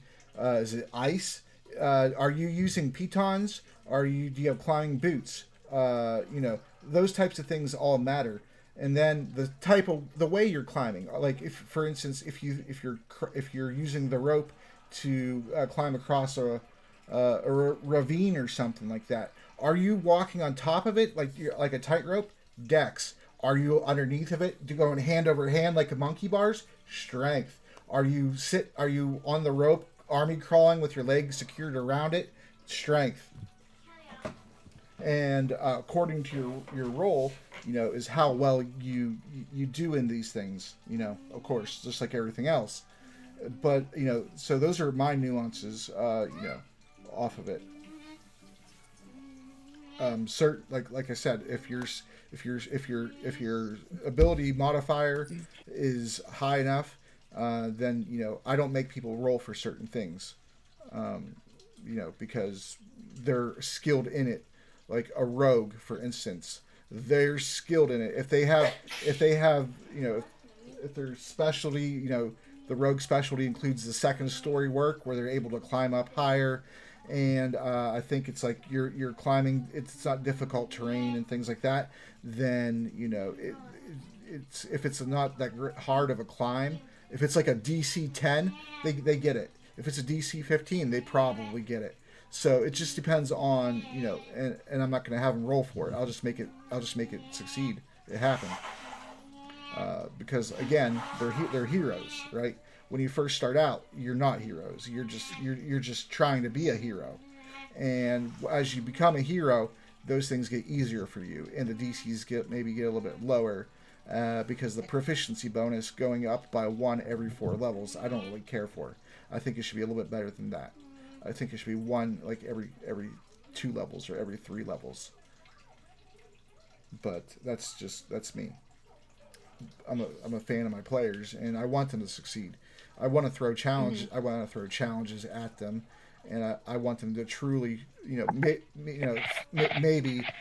maybe, get confused and think it's me going after them. But I truly want them to succeed, and I play the monsters according to their intelligence levels and things like that. And so, you know, there's that. No other. I have no other questions. Did you guys have anything else you I have just a wanted to question. add? Yes. This is more of a D&D 5e question, and I want just people's opinion about it, Okay. right? Okay. How do you feel about the intelligence score and attribute as a whole, as it being one of the most useless dump stats in all of D&D 5e? Mm-hmm. And if you and how to fix it, because let's be honest, it kind of is shit. Yeah. Anybody want to take that first? I don't mind going last every time. That's fine with me. I'm gonna take my time on this one. This is Mm-hmm. Mm, What do you got for us, Sundari? uh, I have. Does the doctor use intelligence? Yes. Mm-hmm. So I have one character that uses intelligence. Mm-hmm. But literally, if I wasn't playing a wizard or anything like that, Mm-hmm. and I was playing something else entirely, I because every other thing doesn't need intelligence, and the only reason why wizard needs it is because, that's what they use to cast the spells. But because almost like all the skill checks and stuff like that don't need intelligence as much. Like, Mm-hmm. because you could very easily just be like, well, perception can just be suited for investigation and stuff like that. Like, investigation doesn't need to be a big thing. Mm-hmm. Like, Mm-hmm.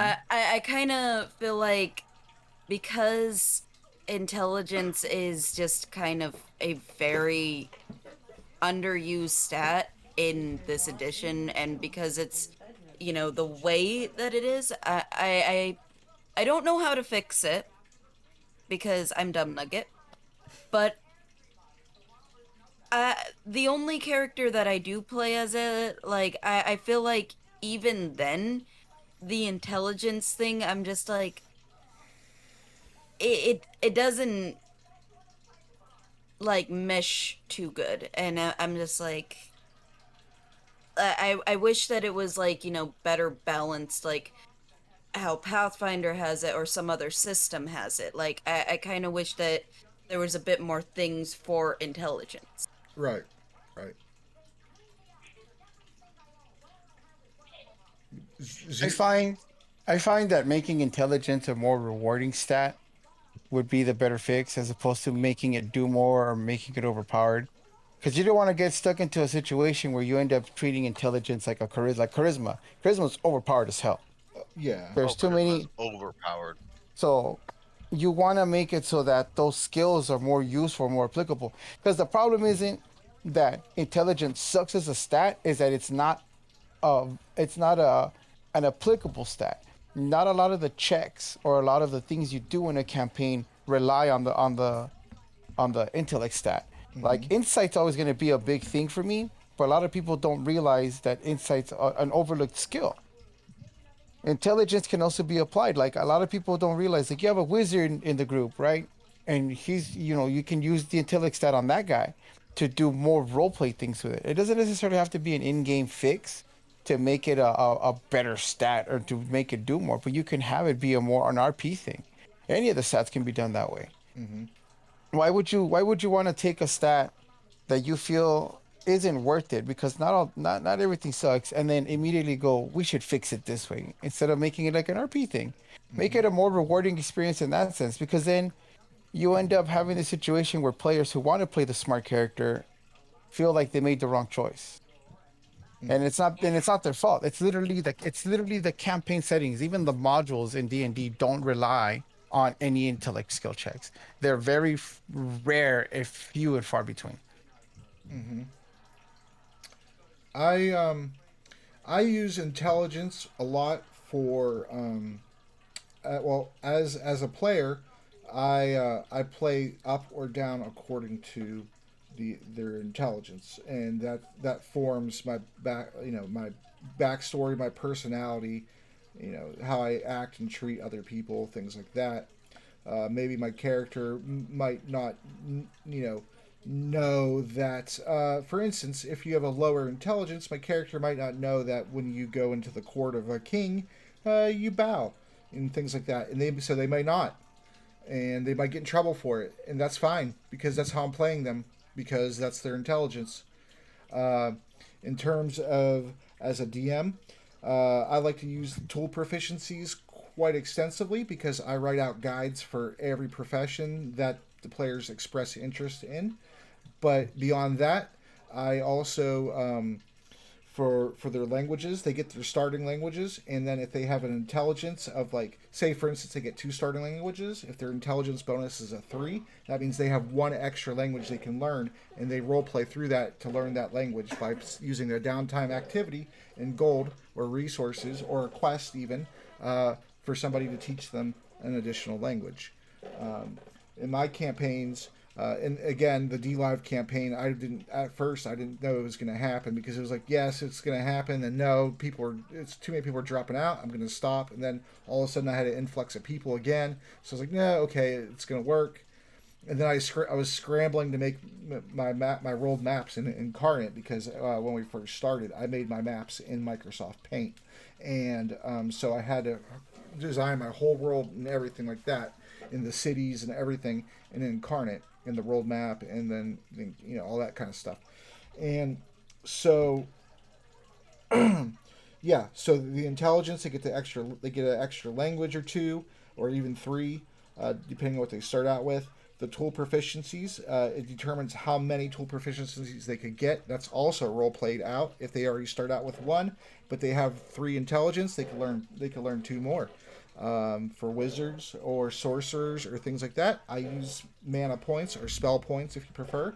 And so if you have a +3 to your intelligence or to your charisma or to whatever stat your magic is based off of, depending on what your class is, you get that many extra skill points. So essentially, as a mage or a wizard, depending on what edition you're playing, you get basically a extra 3rd level spell for free because you're smarter, and so you have the extra capability to do it. Or you could cast 3 of the 1st level spells, or an extra 1st and an extra 2nd because you have 3 points. So it's up to you, and not up to Wizards of the Coast to determine your spell slots. It's up to you to take those points and use them how you wish to. By the way, I love the mana point system.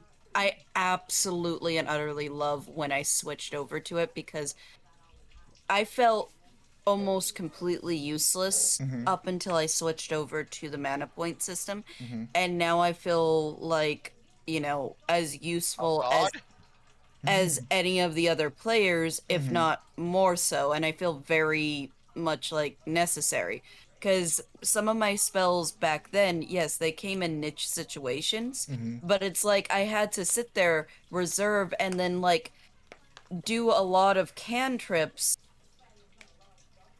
because I was like, well, I gotta conserve these spell slots for, doing other things and stuff. But when we Mm-hmm. switched over to the mana point, it was so much better.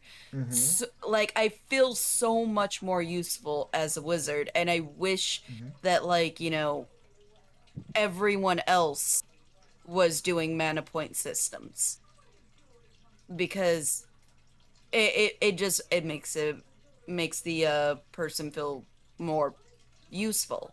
Mm.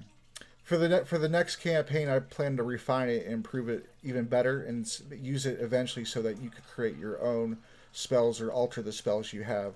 It's like if you want to be a wizard, okay, but you don't want to cast fireball. You rather fucking cast a ball of ice instead. You can switch it up, and you're gonna do cold damage instead of fire, and that's gonna be all based off of your intelligence. Well, I guess I'll be the one doing that system because I'm the wizard.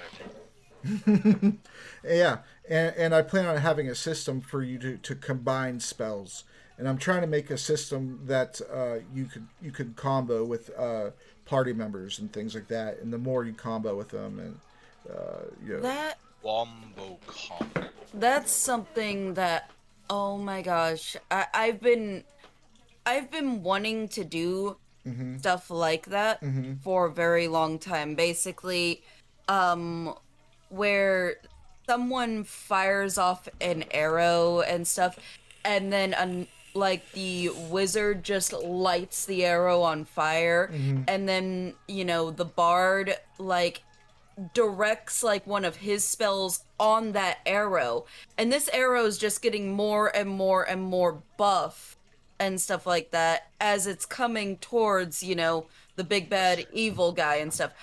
I would love to do that, I'm but I'm just saying, right? As you were saying that, I was just imagining. Well, that's the caster. What about the fighter? And I'm just imagining it goes like it goes by him, but because he's so strong, he hits it on the back end of it and makes it go faster. I'm just like, this is dumb now. yeah, and I mean the barbarian could just toss a rage over on it. It's an angry arrow. and I'll probably. I mean, I'm glad you like some of the systems I plan on putting in place and things like that. But so just so it's a surprise to the YouTube viewers, I'm gonna probably edit all that extra stuff out so they could watch it and be like genuinely surprised by it, I guess. Yeah. What was I gonna say? I forgot what I was gonna say. I forgot what I was gonna say. Well, if I could tack on something while you remember. Oh, I do. Okay, go ahead. There was one of my favorite moments, again with Onyx and Raven, where it felt like both of them were comboing in a sense. Raven had wings, and she was an up close and personal fighter, and she had a flight speed. Now, Onyx, he can't really, get everywhere at once and fire his bow off. So she used to scoop Onyx, have him in one arm, have her sword out, and have Onyx be firing his bow. And when something would come close, whack! And whatnot. And they would just be like, combo fighting, and they would be up in the air. And it was just so nice the way that they worked out and stuff. Like, we had a lot of nice moments in that campaign, but I'm gonna say this. It wasn't my favorite campaign in the world. It was bordering somewhere at the bottom. It was boarding somewhere at the bottom, but I Onyx and absolutely... Raven made the campaign. Yes, Onyx and Raven actually made the campaign worth going to. That's awesome. I you know, as a DM, but yeah, especially as a player, I enjoy when other players and like if I have a player at a group that I'm a player in, and they're really good, like at role play, for instance, like that makes me want to come back more. And like obviously, if the DM's better, if the DM's fair, that makes you want to come back more. And that's why I don't punish the players for things, because I want players to come back, and I want players to remember my campaign for at least a little bit of time, hopefully. And what's that? Go ahead. Actually, with that in particular campaign, there was something that I got told way later into the campaign, something discouraging about my character and Anthony's character, is the fact that everyone else at the table, I don't know what the DM's opinions were on it, but didn't like Raven or Onyx at all. They did not like these characters, they hated these characters, and they did not enjoy these characters at all. And I'm just sitting there like, Say that again, Liz. So supposedly, Sean, Uh-huh. he didn't like the characters. Now, Nick, he didn't weigh in on his opinion at all. But supposedly Sean did not like the characters and whatnot at the table. Uh-huh. And that's because he decided to play a mute bard. And I thought it was going to be an interesting and great concept playing a mute bard, and I was excited for it. The way I thought he was going to be playing the mute bard and the way he played the mute bard was two completely different thoughts. I okayed it because I was thinking it was going to be similar to my mute bard. Basically, overly expressive, massive facial expressions, uh, getting people's attention, and basically writing things down, trying to like grab people's attention, and just like very, very like in your So face being the expression. face of the group. And then he decides that on top of being a mute bard, he's going to be a shy, meek girl and not be expressive at all. So he got the treatment of actually being a mute person in real life, and he didn't like getting the treatment of being a mute person in real life. Which is, they acknowledged the mute person when they were expressive and tried to interact with the party. But when they were not trying to interact with the party or anything, it's like, you're not trying to interact with us, so we're not going to interact with you. And because we didn't interact enough with this character, and because I guess the love-hate relationship between Onyx and Raven was just too much for them, they didn't like that, and I'm just like, okay, like, I don't know what to tell you. I mean,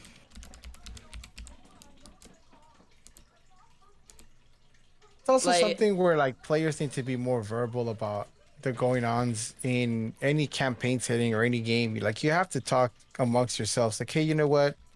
I don't like the way my character's going. I don't like that this is happening. Like if he didn't like the way he was being treated or the way the game was going, he should have voiced his concern.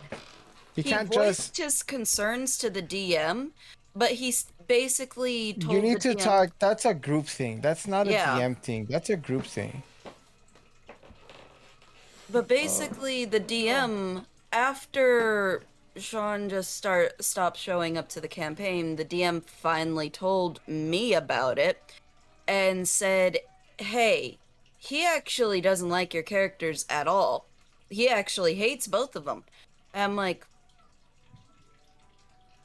That's a Not like we do. situation. That's a situation where it was like that's a him kind of problem. Like it always comes back to like again, if you have concerns or issues with anybody's characters doing anything that you don't like, say something. I mean, if I'm doing something that upsets you, let me know. It's not fair to anyone at that table, especially your DM, to put him in a situation where he has to alienate one or more players. Yeah, yeah. like, Like honestly, this is the first time I'm hearing of it. I just thought Sean did his normal, typical, D&D burnout and was just gone. so I didn't know that he hated. he did his normal typical D&D burnout and then he was gone. But throughout that entire time, I guess he was assuming that we were supposed to pull him in and interact with him a bit more. And I mean, yeah, we should have tried, but at the same time, I think that he should have also put forth, because at that point, he was a veteran player. He should have put forth more effort into getting his character involved in certain conversations, certain Well, things. that's actually another like very deep-seated conversation that has to happen. It's again, you're setting expectations both as a DM as a player should be always established at the beginning of the game. Hey, this is my champion. This is what I plan to do with them. This is what I expect for him. Like I was, like I assumed and I shouldn't have, but then again, I was actually super excited because Sean doesn't really play too many expressive characters. So I was actually excited for him to play a mute character because that means that this character is going to have to be more expressive, more involved. But he did the typical thing that he always does, and because this character didn't talk, he excluded himself fully and utterly from the campaign instead of being super expressive. And I'm just like, okay, this is fine. Well, I mean, it's again, it's setting up the expectations of the players and your DM. Like it's something that's always got to be discussed because you Yeah, don't session zero. know. Well, not even session zero, just it has to be discussed at one point or another. Like, hey, you know what? My character, I planned for this, and this is not happening. Like, it can happen. That conversation can happen at any one point. You just can't expect everyone to be on the same page as you. No, you can't. And I wasn't aware in my own head that there was another way, I guess, to be playing a mute bard, but he surprised me and played a mute bard that was a wallflower. And I'm just saying here, like, That's like again, that's also like another debate to have. Like what as a DM is one of your biggest flaws in game. And a lot of times I see a lot of experienced DMs as well as new DMs tend to favor one player over the others and then kind of like centralize them around the story and you end up in the situation where players feel left out or not involved. So how do you round robin pick your players to be involved in your story in your campaign?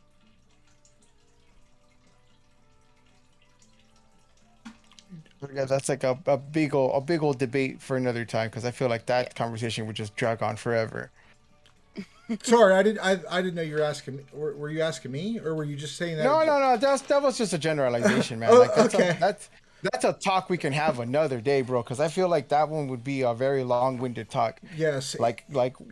How do you set up player and DM expectations, and then how do you how do you remedy something like that midway through a campaign? You know, because I get it. I've had players like that who feel left out, who don't feel they're getting what they expected to get out of the game, but then at the same time they don't say anything until it's too late. So I think that it's very important to talk to every single one of your players and basically ask them individually. I know that this is a lot for a DM, but ask them individually, like, how did you like the session? Was the session good? Are you, like, basically, especially the quiet ones? The quiet ones you need to, like, direct your attention to the most. The ones that are the loudest, like, and the most expressive, yeah, it's fine. It's fine. You don't need to like go out and message them and stuff like that. Like shoot them a message maybe every once in a while and be like, "Hey, you doing good in the campaign? Yeah, okay, cool."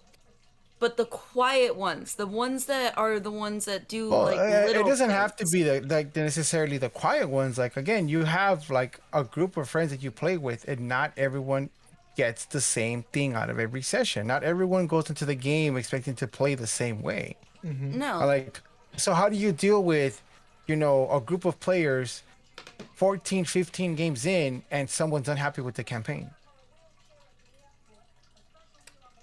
Uh it's again like that's a conversation that has to Yeah. happen, that can happen at any given time, and it shouldn't be a situation where you have to force your DM into picking one player over another. It's unfair. It's unfair that one player is not having fun, and because they're not having fun, the game has to change to accommodate them. Oh, At the same time, like if I have a problem with a player role playing or behaving a specific way, whether it's in game or out of game, that's a conversation that's going to be had at that moment. It's not something that needs to get put off because again, it's never going to be fair to one person or another. But if the conversation is had and everyone comes to a consensus or a general like agreement, it will never be a problem. I actually, I actually kind of disagree with that. I Yeah, feel no, yeah, go. I feel like if you talk to players about things like that, where like you feel like somebody's hogging the spotlight, for instance, or somebody's, I feel like if you confront them about it right then and there in the session, it could lead to a lot of problems, including yeah. ending your campaign or losing friends permanently, actually. And I've actually had Well, experience with that. I feel like those types of situations need to be handled delicately out of the session with the DM, and then if you know the DM feels like the other players are adult enough to handle not being the me Main character. right, then you can have a discussion with those players because they might oh not yeah, yeah. I'm not. they may I'm not not saying like. realize they may not I'm not realize saying like, yeah, I'm not saying like drop what you're doing and get confrontational. That is a situation that has to get remedied as soon as possible. yeah And mm, it's always, like I said, it's always going to be something that you have to discuss and get, kind of gauge how everyone's feeling, and ensure that everyone, it has to be a relative safe space. yeah yeah I could agree to that. And the DM needs to actually not particularly take sides, but more play mediator at that point Yeah. between, you know, both parties if you bring Well, both parties It's within it's it. not about being a mediator. It's about mitigating damage because the thing is, someone's feelings are always going to get hurt, regardless of the situation. Someone's going to feel left out, neglected, or attacked in some instances. And it's like Soul said, it's always going to be a very delicate situation. Someone's feelings are always going to get hurt. But if everyone stops and realizes that we're all adults, we can all sit and discuss these things and have very fair and very open conversations about everything. Yeah, we can be like, hey, you know what, I feel like this is happening, or someone's being too eccentric. If they can tone it down a little bit, again, be very accepting, be very open to changes, because yeah, some players might have an idea for their character, or they might have an idea that, or like I said, have certain expectations for the game, and it would be unfair, you know, for me who's having fun in the game, and for someone who's not having fun in the game, for me to be like, well, it sucks to be you. Yeah. Oh yeah, Yeah. yeah. That would be a problem player at that point. I feel if they don't It's also too, like, it's also too, the thing is that I don't, I very rarely play with new players who I don't have some sort of relationship with, whether we're mild acquaintances or I know them as a friend of a friend. Everyone I know through somebody, and we have some sort of relationship. So I feel like they can be open with me and I can be open with them to an extent. I can agree to that. Real quick before anybody else says anything, I have 3 new questions. No more questions over Twitter. If you give me questions on Twitter, they're going to be for the next uh, tavern talk. And but if anybody on D Live has questions, I'll answer those also. Well, we will. I'll answer those also. Quick, put your questions in now.